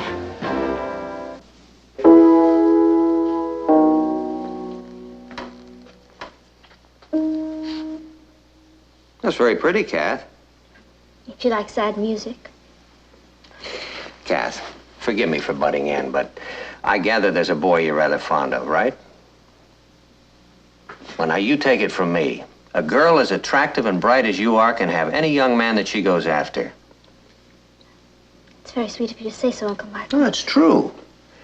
The only thing is that, well, sometimes you have to, what's the expression? You have to come on strong. Come on strong?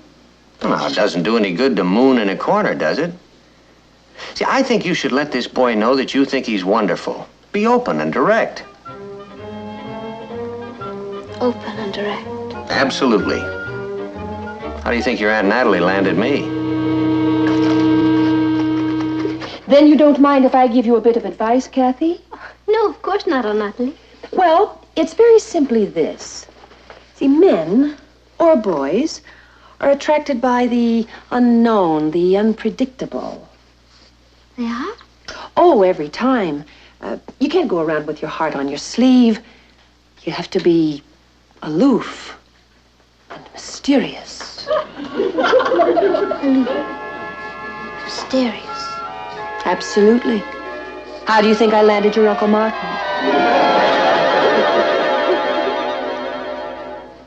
If you really want to hook this fella, you gotta be feminine and clingy. Feminine and clingy? Yeah. You know, bat your eyes and look mushy. Bat my eyes. Look mushy. Really? Scout's honor. How do you think Nicky Lee landed me? Thank you, Ross. Hi, Kath. How do you feel? Fine. I was just learning how to land Christopher. Oh? How? All I need do is be open and direct, aloof and mysterious, and bat my eyes. Mushy. Who said that? Uncle Martin, Aunt Natalie, and Ross, in that order. Oh, you can forget what they said. I've got the real answer. What's that? I was just watching this movie on TV, Passion's Plaything. It's all about this gorgeous French actress, Caresse Capri. She has every man in Paris at her feet. You know how she does it? How? She treats them like dogs. Like dogs? Mm-hmm. You know, mean and rotten. Caresse, you are a devil.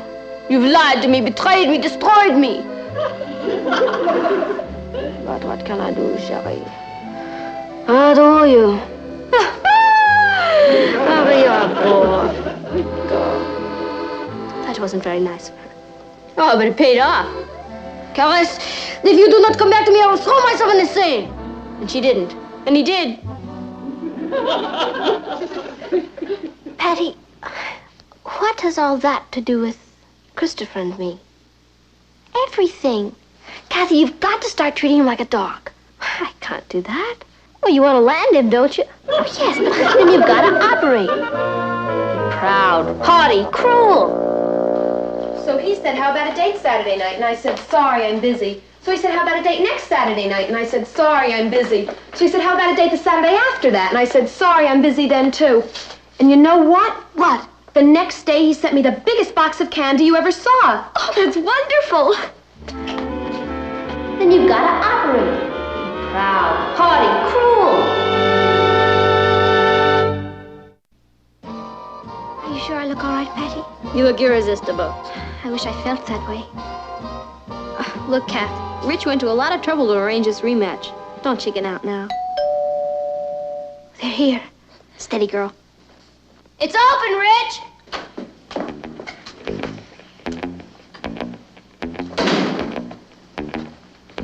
Hiya, beautiful. Hiya, Kath. You remember my friend, Chris? Oh, didn't we meet the other day? Yes, in the malt shop. Oh, yes, of course. You're, Christopher Hubble. Hubbard. Oh, sorry. Would you like to come to the living room? Won't you sit down? Hey, Patty, let's see what's to eat. Oh, yeah.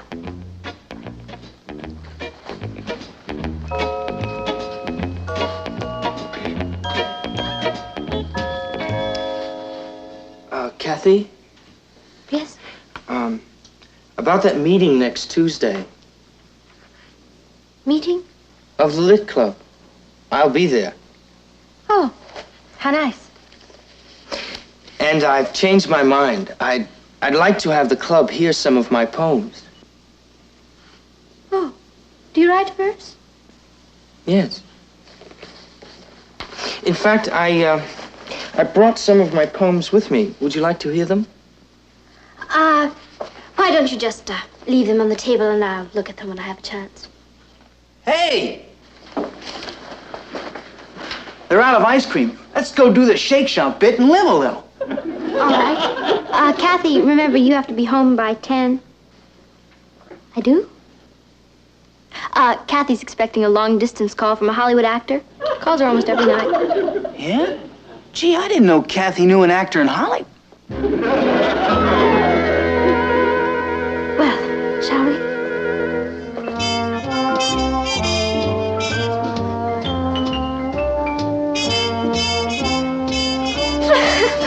That was Wizard. Can we sit down now and talk? I'd love to. Keep dancing. Kathy, please, let's sit this one out. Well, you may if you wish. Oh, Lou, come on, they're playing our song. Excuse me.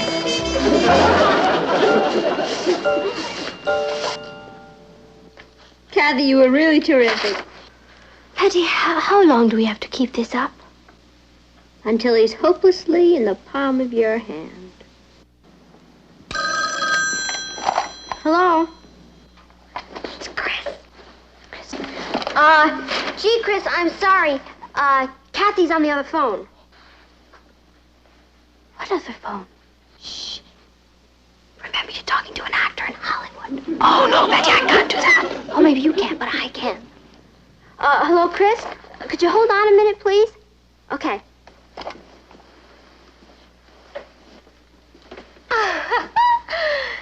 Yes, I do wish I was with you. Sitting there watching the sun set on the Pacific. Troy. Troy. Shh. What's that, dear? You're going to fly east just to see me? Oh, yes. I'll fit you in somehow. Patty. Hello, Chris? Gee, I don't know when Kathy's going to be off the phone. Oh, why don't you try her in the morning? Night. Patty, why do we have to do this? Because you're in love and that's all-out war.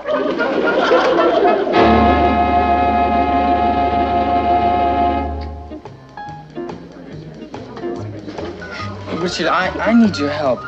I'm crazy about Kathy, but I don't know how to handle her. Well, what's the handle? Kathy's a nice, quiet girl. That's what I thought. I fell for the first time I saw her at the Lit Club. No kidding. Oh, you sure didn't act like a guy who was in love when I introduced you. It's because I like her so much. Huh? I'm shy with girls, especially a girl I really go for. I don't know, I just freeze up. Man, you've got a problem. You know, I was so glad you arranged that double date last night. You know, I thought I could relax and start being friendly, but Kathy came on like gangbusters. Yeah, she sure acted spooky.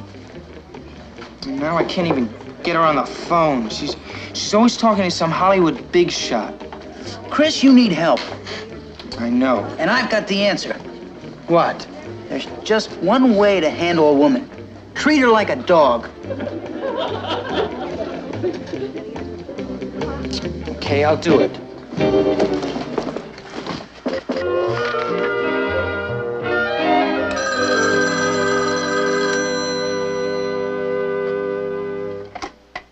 Hello? Oh, Kathy? Chris Hubbard here. Oh. Hello, Chris. Hello. I'm seeing you tonight, Kathy, see? You are? We're going to that piano recital at the Art Hall, see? I'd like to do that. Oh, fine. I'll call for you about 8 o'clock. I mean, meet me there, 8 sharp, see? All right. I'll be there. Bye.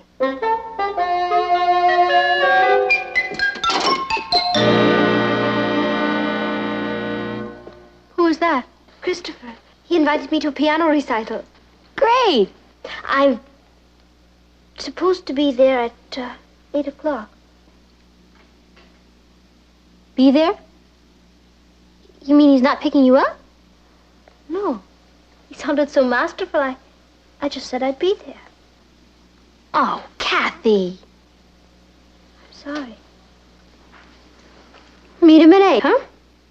Well, we know how to handle that.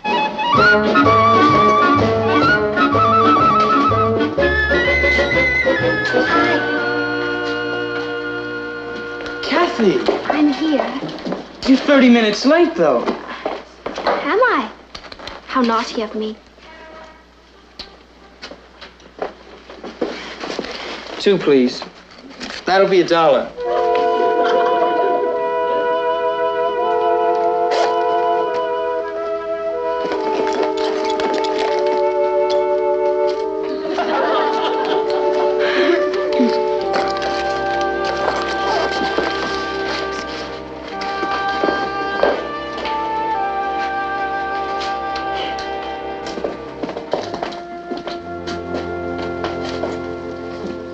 Thank you, Chris. It was a very interesting evening. I'm so glad. Fascinating, in fact. And since we're never going to see each other again, I'd like to say you're the rudest boy I've ever met. Then that makes us even. I don't mind going Dutch. I really don't. But you could at least have asked me. And you could at least have been on time. That's right. I was late, wasn't I? 30 minutes. I probably had a premonition that I'd be spending an interminable evening with an unmitigated boor. Oh, well, don't worry. It won't happen again. Certainly won't. And don't expect me at the Lit Club. I just resigned. How delightful. You mean goodbye.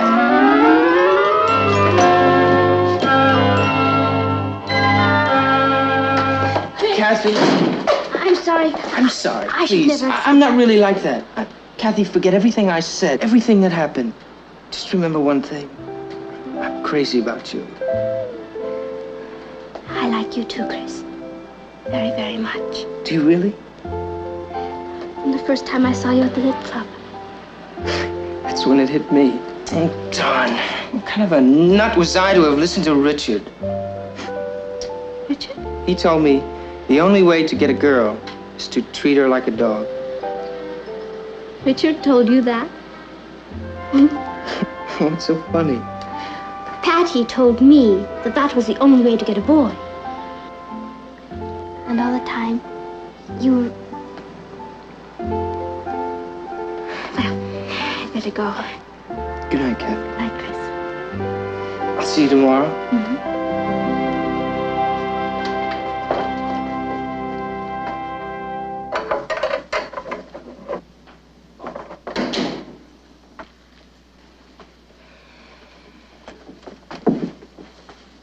How was your date, Kath? Oh, lovely. You see, it's all in knowing how to handle a boy. That's right. You bet. You can say that again.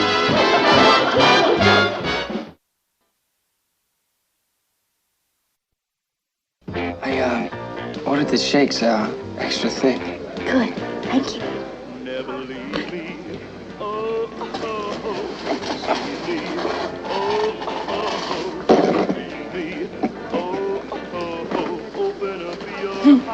Don't they look gone? Flip time. Just like us. Mm-hmm. You know, for a while, I thought they'd never get together. Me either. But they did. I'm really glad I was able to make it all happen. Yeah. What do you mean you were glad to make it happen? That's right. I told Kathy how to handle Chris, and that was that. Correction. I told Chris how to handle Kathy, and that's what did it. Richard, I really don't mean to contradict you, but it was me. No offense, Patty, but it was me. Richard, I have always known you were arrogant and conceited, but there are limits. Patty, I wish you would come out of orbit and face facts. Come out of orbit? Yes. I didn't think that. You struck me like that. You got a problem. Of course, you was worse. Fine, right? And I...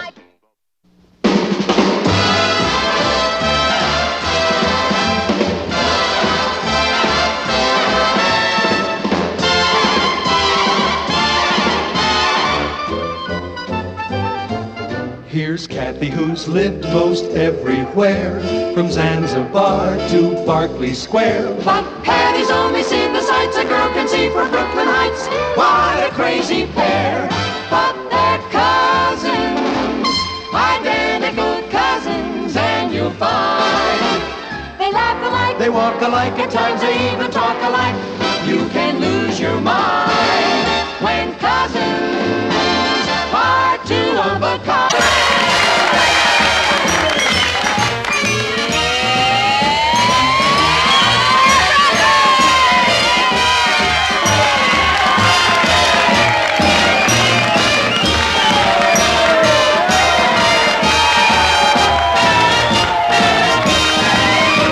As team manager, I'm proud to introduce one of our school's all-time gridiron greats, Gilbert Tugwell.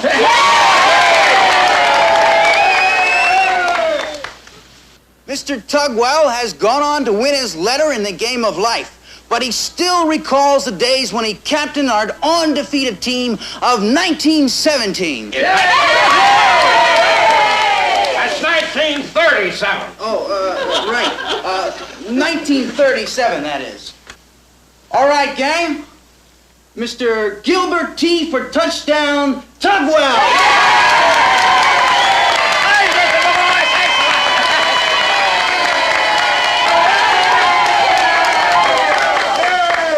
Hello, gang! Gang! That's right. That's right. I'm in the game of life. You know, the business world. But, gang, believe me, life to me is just one big football game. Gang. Listen, I appreciate the fight to stay on top. And, you know, that's what this team is going to do. So,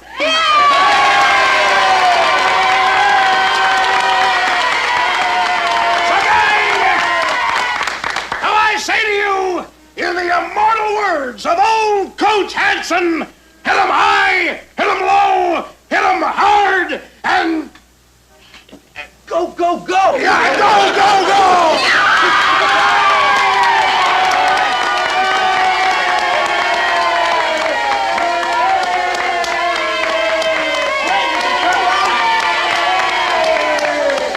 All right, gang, here he is.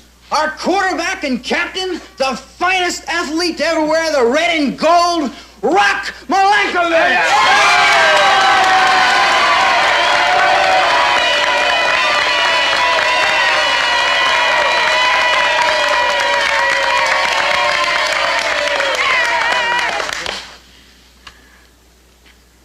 Hi.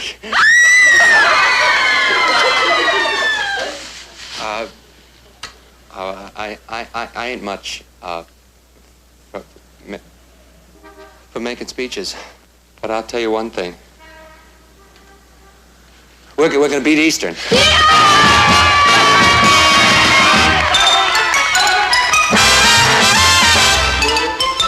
Meet Kathy, who's lived most everywhere, from Zanzibar to Berkeley Square. But Patty's only seen the sights a girl can see from Brooklyn Heights. What a crazy pair, but they're cousins, identical cousins all the way.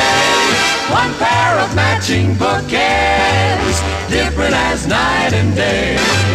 Where Kathy adores a minuet, the ballet russe, and crepe Suzette. Our Patty loves to rock and roll, a hot dog makes her lose control. What a wild duet, still they're cousins, identical cousins, and you find they laugh alike, they walk alike, at times they even talk alike. You can lose your mind when cousins are two of a kind.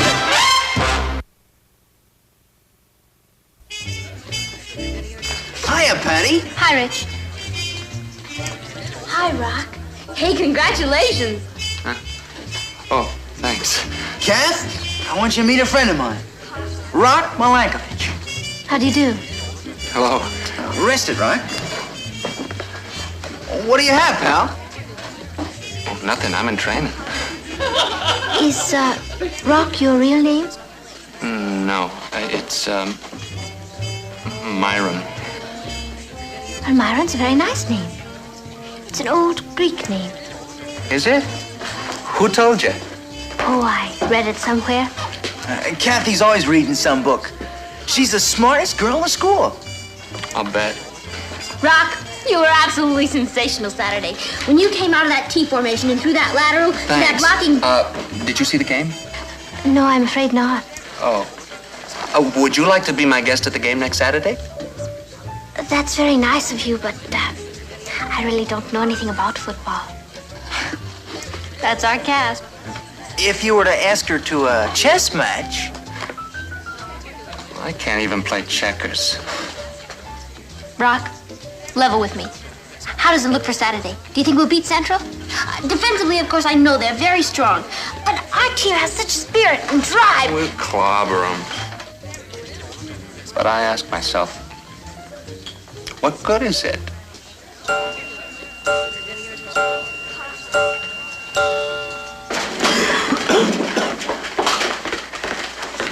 Great game. Okay, guys, grab a fast shower. Coach wants to see you. Richard, I gotta talk to you. Hello, sir. What are you doing here? Well, I decided to watch practice today. And a good thing, too. Richard, what's wrong with our boy Rock? Beats me. He's been in a slump all week. Did you see that pass he dropped? I could have caught it with my teeth. Oh, is that the way you did it way back in your day? That's just an expression. And it wasn't so way back. Well, never mind about that. What's ailing Rock?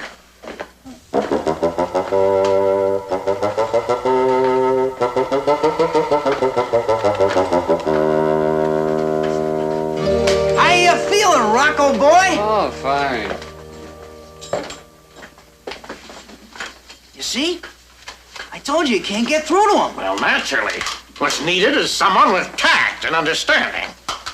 Okay, but who do we get?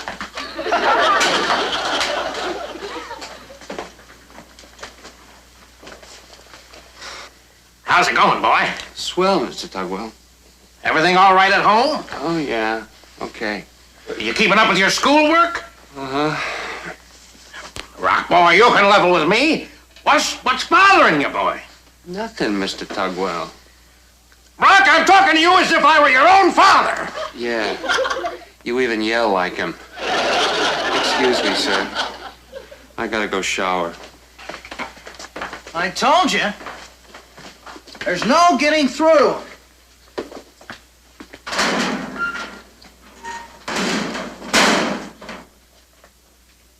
I don't believe it. What? I know what's bugging Rock. Look. Hey, that's Kathy Lane. Rock must have clipped this picture out of the class book. He's in love with her. Hey, our troubles are over. Go call Kathy up and tell her the good news. I don't think it's that simple, sir.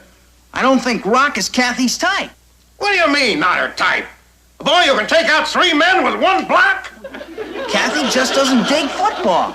Don't be ridiculous. Go on over and straighten her out. Okay, I'll try, but I'm telling you, Kathy just doesn't care about football. Then talk some sense into her. Either she's got to start being nice to Rock, or else. Or else what? Or else we could lose every game this season. I'm sure Rock is a very nice boy. Take my word for it, Kath. He's a prince. But he just isn't my type. Kathy, nobody's asking you to marry Rock. We just want you to date him for a little while. Yeah, just till the end of the season. And suddenly drop him? That wouldn't be very nice. Well, you never know. You might get to like him. Patty, I wouldn't even know what to talk to him about. All he cares for is football. And you don't know anything about football. Okay, I'll teach you. Look, there are 11 guys on a team. Most girls and they would be plant a big proud field to of go white out stripes with all Rock. over it. And the main idea is to get as many You'd be the touchdowns as envy of the possible, whole either by throwing team. a forward pass or running with the ball. Patty, Richard, please listen to me. I'm not trying to be difficult. But why should I go out with Rock if I don't want to? I'll tell you why. Because you owe it to the school. The school.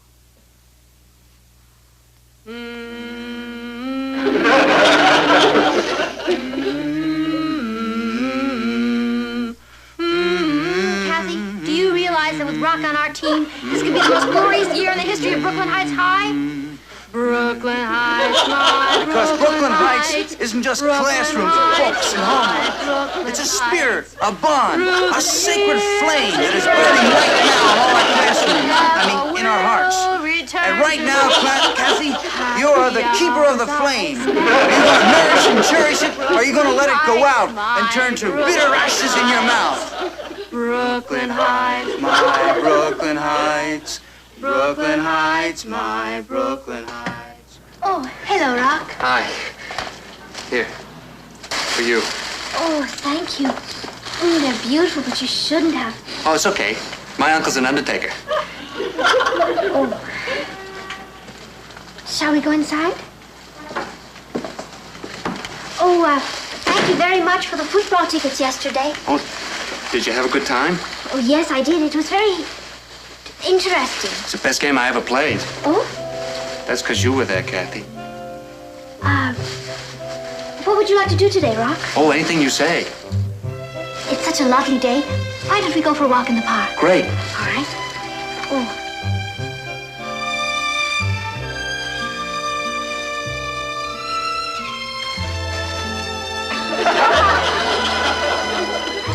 And perhaps we could stop at the museum. What for? Well, they're having a new exhibit of a collection of sculpture. Oh, sounds swell. Do you really want to go? With you, I'd go anywhere.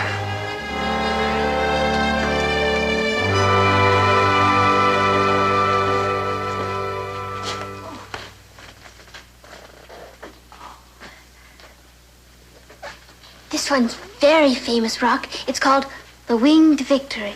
Of, Samothrace. That was a big naval battle the Greeks won. Yes. How did you know that? Oh, I got an uncle who sculpts. He gave me a book about all this stuff. Oh. Oh, this one should interest you. Hey, that's okay. The guy who sculpted this sure knew what he was doing. What makes you say that? Well, you see how he done those muscles? He's got them bulging just right. Oh, really? Yeah, sure. You go on. Feel my arm. Well, all right. Oh, yes. You're very strong. Yeah. Oh, here's Mercury, the runner. Hey, you know something, Kathy? I'm having fun. I'm glad, Rock. See, I used to fool around with carving things when I was a kid. Did you? Out of clay, kid stuff. Why did you give it up? Oh, I started playing football.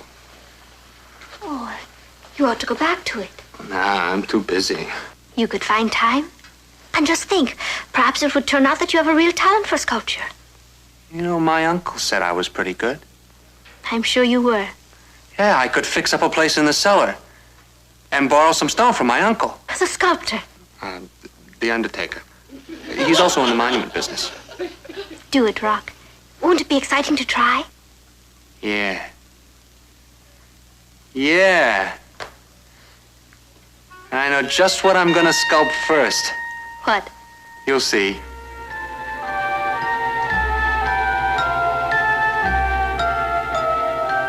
Kathy, it's you. It certainly is. I feel as if I belong on Mount Rushmore. Do you like it, Kathy? Oh, it's beautiful. It's because you're beautiful. I meant it was a beautiful piece of work. Yeah, terrific. Come on, Rock, let's get over to practice.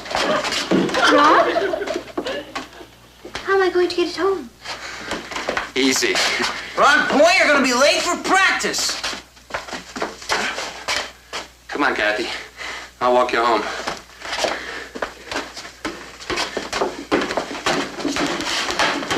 You know something? I think we have an ex-football player on our hands. Hey! I'm here today because this is it. Your final practice. On Saturday, you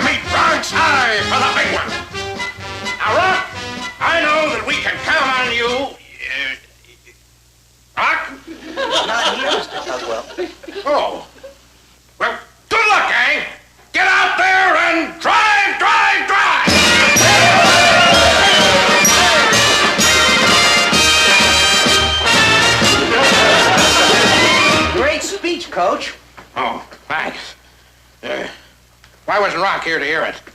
I don't know. Well, what's wrong with him now? I thought things were fine since he got together with Kathy. Well, he's playing as great as usual. You know that. He's been skipping practice lately. Skipping practice? What does he think football is? A game? Rock, you're late. That's right, Mr. Tugwell. I was at the Modern Museum. Modern Museum? What for? Well, Kathy took me to see the new Brancusi show. Very powerful in a non-representational idiom. What'd you say? Rock's on an artistic kick. Oh, forget it, Rock. The only kick we care about is the one that starts the big game Saturday. You might as well brace yourself for a big shock right now, Mr. Tugwell. I'm not playing. What? What are you saying, boy? I'm giving up football, sir. I've decided. It's interfering with my career. Well, football is your career, boy. No longer, sir. I'm turning in my shoulder pads. You can't, Rock. Not before the big game. Richard, here's my notebook with all the play signals. I no longer have any use for it. No. Rock, boy, where's your school spirit? Oh, I haven't lost that, Mr. Tugwell. But it's just like Kathy says. The finest thing I can do for Brooklyn Heights High is to become a great sculptor. No, you listen to me, boy! You're getting excited about all this, Mr. Tugwell. I wish I could be out there with the other chaps on the playing field on Saturday, but my mind's made up. Oh, Rock, wait! There must be 500 girls in this school. Why does he have to fall in love with a culture nut? This way, Mr. Tugwell. And Natalie, and Martin, I want to work with you. Good evening, Gilbert. Richard. Oh, sit down, both of you. Oh, yeah. Here, Mr. Tugwell. I'll get some coffee. What can I do for you, Gilbert? We got a problem on our hands. And she's sitting right over there. This niece of yours is destroying the career of the best athlete Brooklyn Heights High has ever had. He's talking about Rock Milenkovich, Papa. Rock also happens to have a great talent for sculpture. So this girl talked him into quitting the team on the day before the big game. Well, here's some coffee. Darling, would you take that for Richard, please? Thanks a lot, Mrs. Lane. How can you eat like that when we're facing a crisis? I gotta keep my strength up. Exactly what do you want me to do, Gilbert? Talk sense to Kathy. Tell her to get Rock back into the ball game. Please, Papa. I've talked to her till I'm blue in the face and she won't listen to me. Patty, I cannot tell Kathy what to say to Rock. Now, you should understand that. Thank you, Uncle Martin. But without Rock, we'll be clobbered. Well, I hope not, Gilbert. But if the boy prefers art to football... Look, I've got nothing against art. Didn't I pay for that statue of old Coach Hansen? So you did. Well, I appreciate how you feel about it, Gilbert. Believe me, I have nothing against school athletics.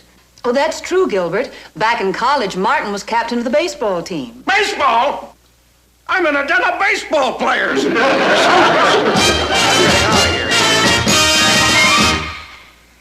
Richard, the time is now 1 minute to midnight. You're fast. It's only 7:30. That's just an expression. Somehow we have got to get through to Rock. How? He'll only listen to Kathy. Yeah, I know. He's coming over later. That means he's probably still home in his workshop creating. So? So? Pick up that phone and dial Beachview 23598. Okay.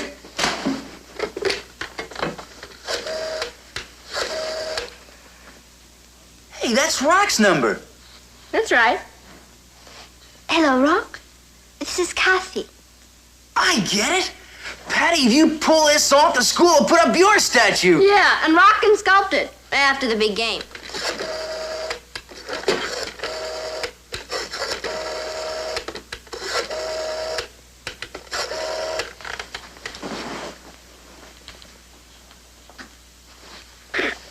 Hello, Rock? This is Kathy. What you doing? Oh, you're sculpting a new statue? Oh, no, don't come over. I'd like to run over there and take a look at it. See you then.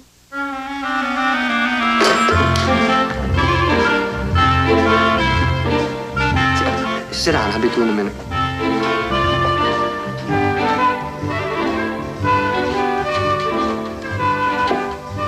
I passed the gym on my way over here tonight. They were having a big pep rally before the game tomorrow. Oh, are they? Yes. Rock, you can be frank with me. Deep down inside, don't you really wish you were playing in that game tomorrow? Oh, yeah, I do. Kind of. But it's like you said, Kathy. I'm an artist now. Don't you think you're avoiding a moment of truth? Hmm? Well, an artist just can't create. He has to experience. Experience what? Life. Eat, sleep, fall in love. Play football. I already had that experience. True. But an artist must live his life to the fullest. Really? Well, of course.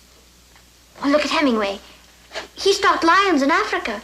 And Lord Byron fought wars for Greek independence. And Tolstoy...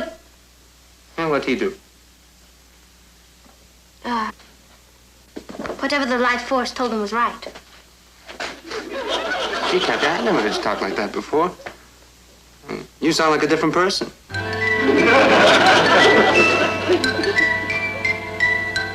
I just want you to fulfill yourself.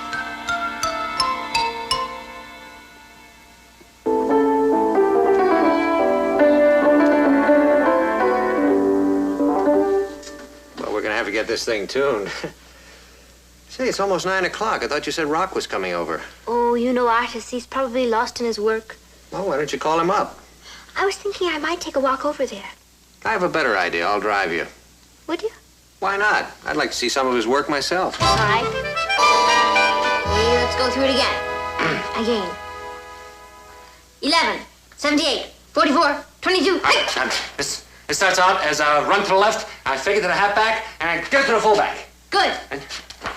31, 39, 55, 74. Hey! I fake and then run. Starts out as a fake and run, and then I fade back for a long pass. And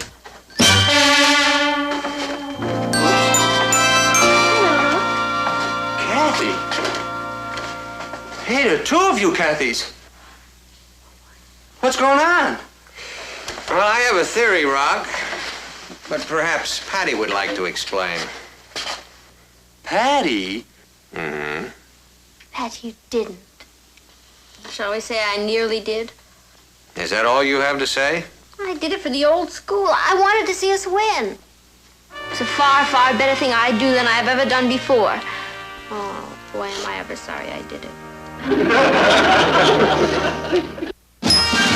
Are you beginning to find the game How about that exciting, running Kathy? thing? When Rock got away and the three guys almost had him and he still made it?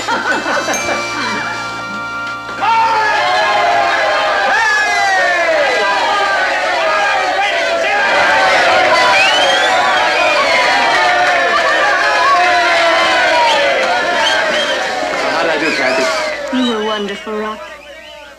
It was a great game, Rock. Thanks, Mrs. Lane.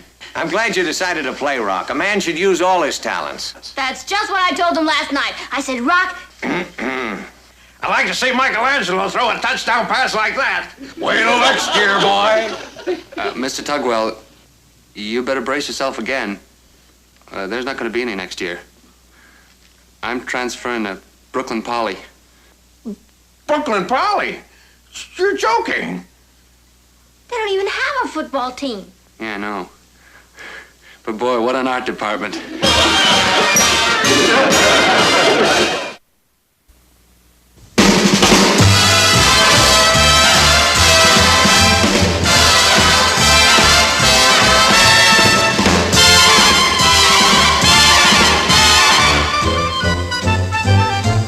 Here's Kathy, who's lived most everywhere, from Zanzibar to Berkeley Square. But Patty Patty's only seen the sights a girl can see from Brooklyn Heights.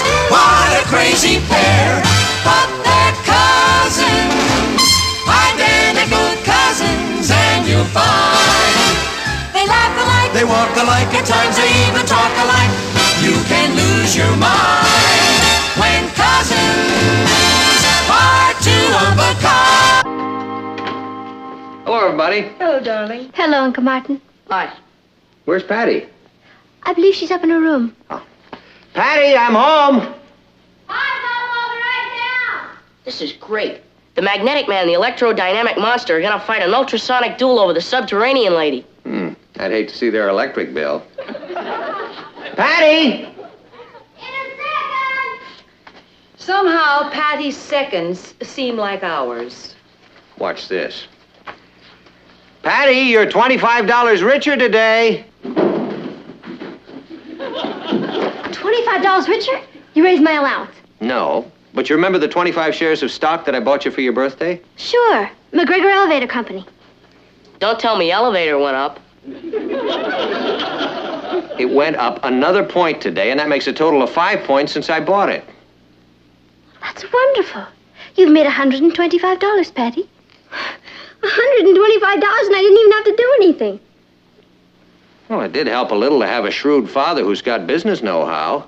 Yeah, you do look a little like Bernard Baruch. As a younger man, of course.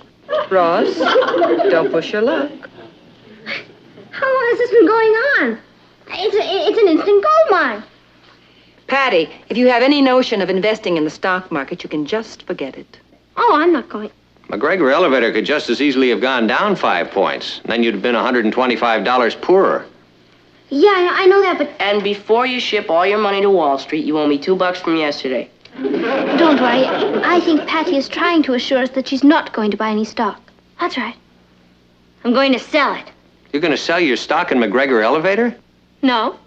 I'm going to sell stock in me. Patty Lane Incorporated.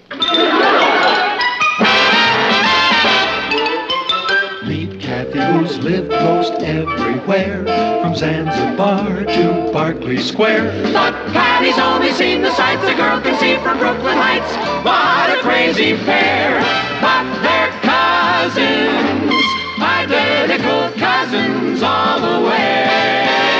One pair of matching bookends, different as night and day. Where Kathy adores a minuet, the ballet russe, and crepe Suzette. Our Patty loves to rock and roll, a hot dog makes her lose control. What a wild duet, still they're cousins, identical cousins, and you find they laugh alike, they walk alike, at times they even talk alike. You can lose your mind when cousins are two of a kind.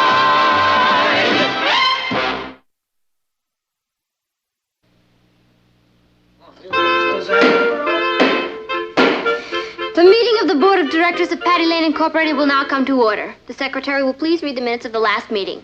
Since there was no last meeting, there will be no minutes. And we don't have a secretary anyway, so let's just come to order. Patty, what are you trying to say? Order. That's the way all big corporation meetings start. Look, Patty, how can we be a board of directors when we don't even know what we're directing? Well, I'm coming to that. I am capitalizing Patty Lane Incorporated at 200 shares of stock. How much a share? $1. Just think. For $5, you can get in on the ground floor of a financial empire. Something tells me if we get in on the ground floor, we're going to get off at the basement. 99 shares will be for sale to the public, and I will retain 101 shares. Where are you going to get enough money to pay for all that stock? I don't need any money to pay for it. As founder of Patty Lane Incorporated, I am entitled to it for the use of my name. For the $2 you owe me, you can use my name. Order. I am the president, and I have the right to control the company by being the majority stockholder. Any questions? Yes. You still haven't told us what kind of a business this is going to be. Exactly what are we selling? Patty Lane. Are you sure there's a demand for it? What we are selling are my creative talents and ability. We'll just start with one product naturally, and then we'll branch out like any other big corporation. That's called diversification. I've got an idea for a product. Why don't we work on the food angle? Good thinking, R.H. Have it for me. Gets used up quickly. Very good. Now let's see. Teenagers make up a big part of the buying public. What foods do teenagers like best? Pizzas. Pizza. Mama Patty's Pizzas. Nah, somehow it doesn't sound Italian enough. You could change your name to Tony. What about preserves? I have a lovely recipe for apricot jam. Mother Patty's Preserves. Hey, I like that. And what teenager doesn't like apricot jam? My favorite, strawberry. All right, we'll vote on it. All those in favor of apricot jam, say aye. Aye! Aye. I'll stick with strawberry. Overruled. Motion is carried. We are now going to see financial history being made. Patty Lane Incorporated. We are now on the big board. Good. Can we leave? The proper procedure in a corporation meeting is to move that we adjourn. Okay. Can we adjourn and then leave? No. We have one more piece of business on the agenda. As members of the board of directors, you should show your faith in the company by becoming stockholders yourselves. Kathy? Oh, I think I could manage 5. Ah, very good. Richard? 3, I guess. 3? That's all the faith you've got? No, that's all the money I've got. All right. I'll put you down for 5, and you can give me the other $2 when you get your allowance. Ross? Put me down for 2, and then you can pay for it with the $2 you owe me. Okay. That's 12 down and 87 to go. Okay. Now get out there and SELL. Sell! And the stock only costs $1 today. But next week it could be worth $1.50, $1.75, $2, who knows? I'll buy 2 shares. I've always wanted to be a speculator. 2 shares, Maggie. And believe me, you won't be sorry. Put me down for 3. All I've got to lose is my life savings. Bruce, 3. The same for me. It's only money. I'll take 2, but I'll have to go without lunches this week. Oh, don't worry about that. With the money you make from this investment, you'll be able to have your lunches catered. So how many shares of this blue chip stock do you want to start out with? 15, 20, 25? I never thought Patty would go through with this. You gotta give her credit. 30, 35? Kathy's apricot jam is delicious. You said it. Can I put you down for 40 then? It'll be valuable experience for the kids. Give them a good background in economics. 45? Imagine, Patty, a corporation. 50. Do I hear 50?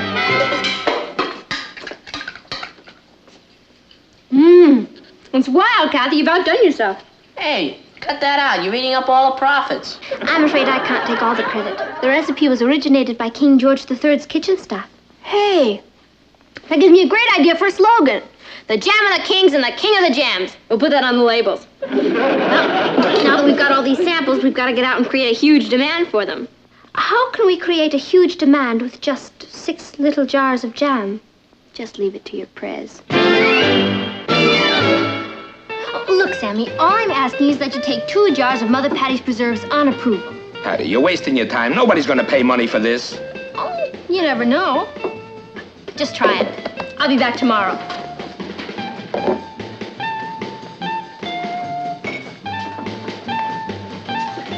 Hi, Sam. I'll have a strawberry delight with pistachio and cherry. Speaking of gourmet food, is this Mother Patty's preserves I see? Yes, but she's going to pick them up tomorrow. I'll take all you've got. You'll take them? You mean you'll buy them? All you can get.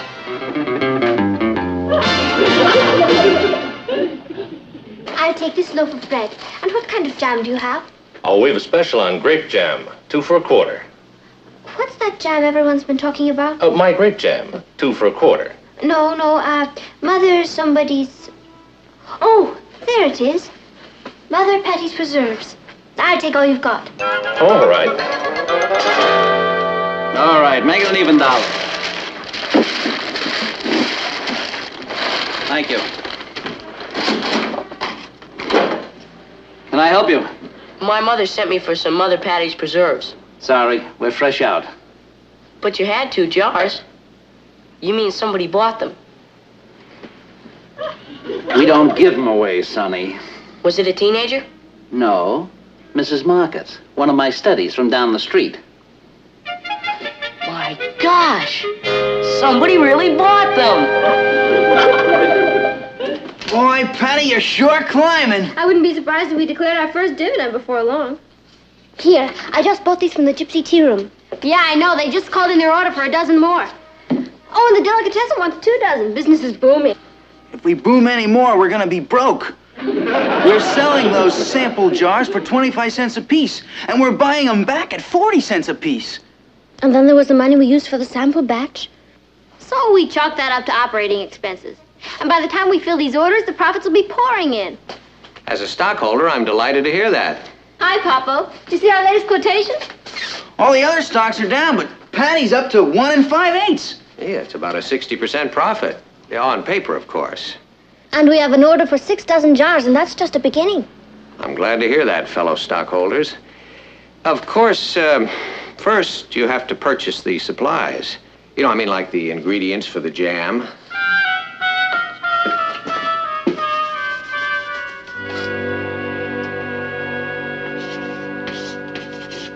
And the jars.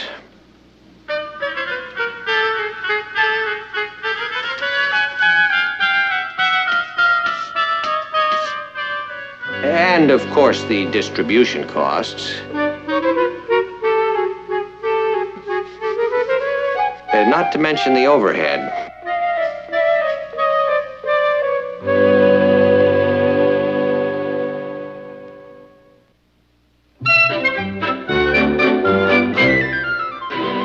I suppose it's a case of having to spend money in order to make money, right? Wrong. If we're shrewd, we don't have to spend money. But how could... Please, girls, be careful how you handle the merchandise. Mr. Fleming? Yes? What can I do for you? Oh, what can we do for you? I am Patty Lane, president of Patty Lane Incorporated, and this is one of my directors, Kathy Lane. How do you do? Mr. Fleming, this is your lucky day. Look, Miss Lane, be careful. You might break... Your jar is being considered as the official glassware for Mother Patty's Preserve, the jam of the kings and the king of the jam. That's not plastic, you know. Oh, yes, I know. Notice its distinctive quality. Not round like other jars, but square. Yes, I think it would be very suitable. As I always say, you can't put quality jam in a cheap jar. Yeah. Mr. Fleming, you can send us 6 dozen jars. Good, I'll write up the invoice. Invoice, Mr. Fleming? Invoice? Please! When we are prepared to announce to the world that the Fleming Bottle Company are our official glass makers? Well, 6 dozen jars isn't a very loud announcement. Well, that's just a beginning. Yeah. Mr. Fleming, I am prepared to offer you 15 shares of stock in Patty Lane Incorporated. In exchange for the jars. 15 shares? That you can't... You're right. That's too much. 10 shares. And that is my final offer. I don't know much about Wall Street. Oh, but you do know about Easy Street, Mr. Fleming. And that's exactly where Patty Lane Incorporated is going to put you. Yes, it's been a very active stock. Future orders are already streaming in. Well, I'll talk to my stockbroker about it. Mr. Fleming, if Henry Ford came to you with the automobile, would you want to see your stockbroker? Or Edison with the electric light? You are in at the birth of a dynasty. Is it a deal? It's a deal. Oh, Mr. Fleming, you should be more careful how you handle our merchandise. Just look at the way I'm soaring. At this rate, I'll be able to merge with a larger corporation. Who would buy us out? I'll buy them out. According to my records... You're out of order. I didn't recognize you. Why? Do I look different? If you want the floor, you have to raise your hand. Chair recognizes Richard Harrison. According to my records, the number of outstanding shares is 240. That's great. Patty, We were capitalizing our stock at 200 shares. That means we've sold 40 more shares than we have.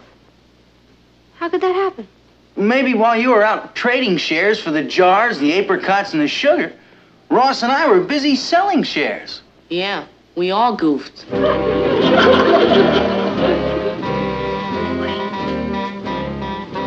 240 shares. What do you think? I think we're all under arrest. Hello? Anybody home? Hi. Hello, darling. What are you all dressed up for? Oh, you're taking me out to dinner. I am. Oh, the kitchen is out of bounds for me. See, Mother Patty has gone into preserve production. That I've got to see. Hi, Papa. Come to watch the wheels of industry turning? I'm very impressed. I think we're really quite well organized. Say, did you manage to work out your surplus stock problem? Uh-huh. I decided to give up 40 of my shares, and then it balances out okay. Good. Good. I'm glad to see you worked it out in such an unselfish manner. Oh, I didn't mind. I still have 61 shares, and that's more than anybody else. Now I know why you're known as the she-wolf of Wall Street. Well, I'll see you later. We'd better get started, Patty. The jam takes an hour to cook. A whole hour? Can't we do it any faster than that? Not when you use dried apricots. Oh, this is supposed to be a modern corporation. We have to be efficient. It still has to cook an hour. Not if you use a pressure cooker. Oh, my recipe doesn't say anything about... Of course not. That was hundreds of years ago. They didn't even have pressure cookers. Well, I've never made it any other way before. Oh, well, you're going to now. This is the space age. Here's Mom's. I'll go over and get some more from some of the other stockholders.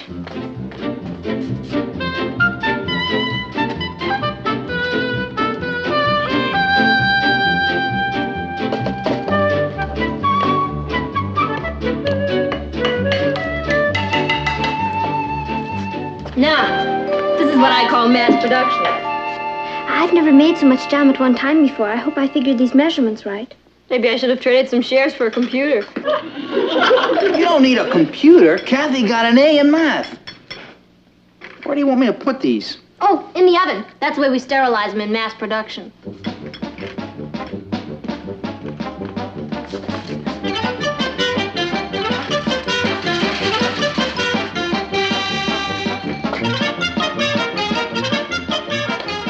Aren't you filling them a little too high? One of the secrets of success is to get the maximum capability out of your equipment. Here, let's have another refill. Where do I put these labels? Oh, ask Patty. Patty, where are these... Patty, the labels go on the outside of the jam, not the inside. Thank you.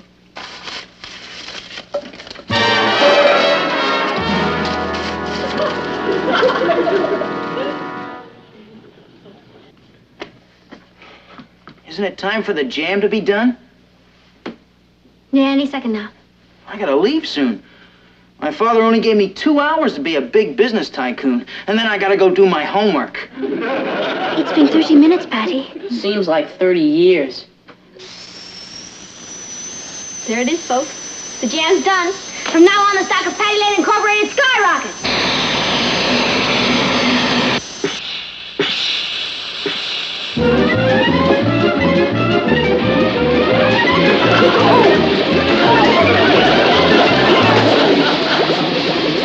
It's skyrocketed, all right. Oh, welcome to the 4th of July. Our mass production is a mass mess. Oh, you better clean it up before your mother and father get back. How are we gonna fill our orders? We'll start all over again with new supplies and chalk it up to research, so our first quarter profits will be a little less. I really don't think we should... The jars! They're still in the oven!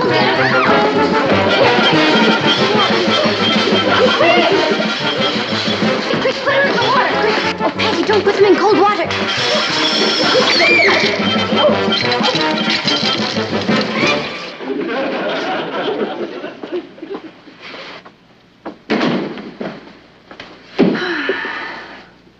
Gee, it smells like apricot jam.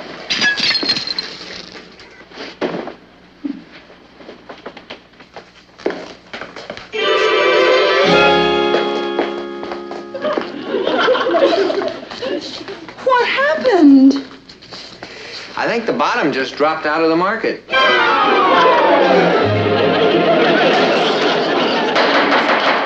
The meeting is now called to order.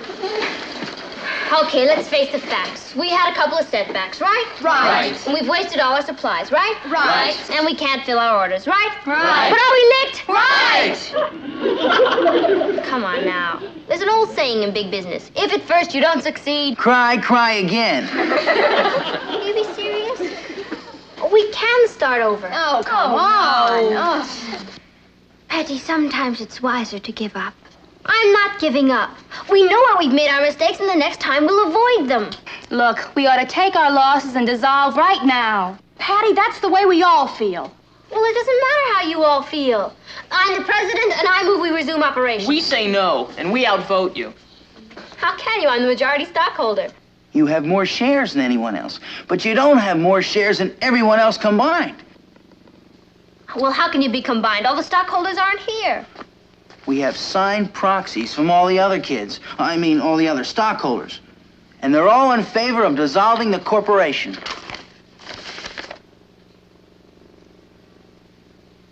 You too, Kat? I'm sorry, Patty. But it's for your own good.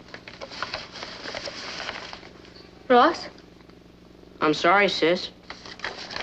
So, you deliberately went behind my back to urge people to betray me?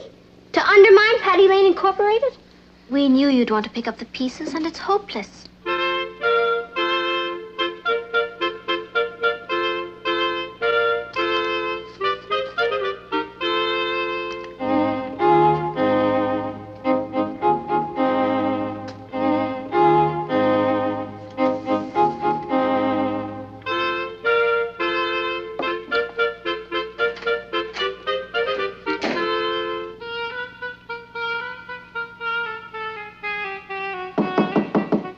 Patty, may I come in? I guess so. You outvote me anyway.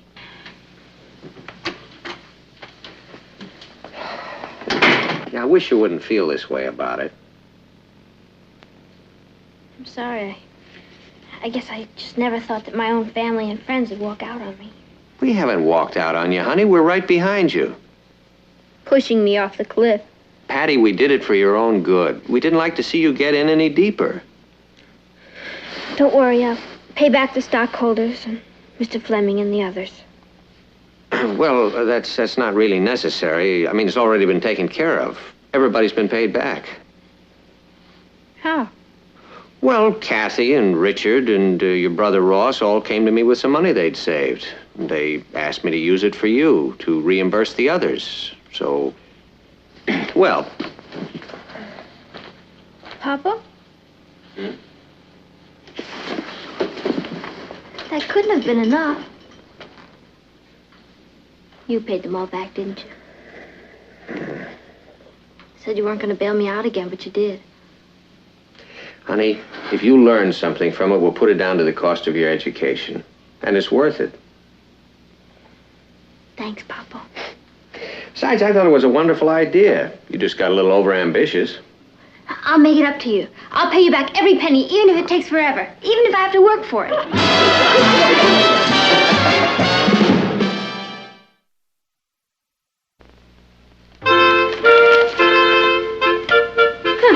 do you like that? We're up to 80 today. Says they expect to go even higher. I made some apricot jam this afternoon, Aunt Natalie. Good. I'll serve it with breakfast tomorrow. Pretty big jump from last week, 70 to 80. Why don't we do something exciting, like go to the movies? They predict it'll hit 95 before long. A new high for the year. 70 to 95 in 1 week. Sounds like an interesting stock. Martin, please don't get her started on that again. But she may have something there. And if it goes higher than that, they say that... Patty, what's the name of that stock? You say something? Yeah, I just asked you what the name of the stock that's doing so well. What stock? I'm reading the weather report. Anybody for the movies?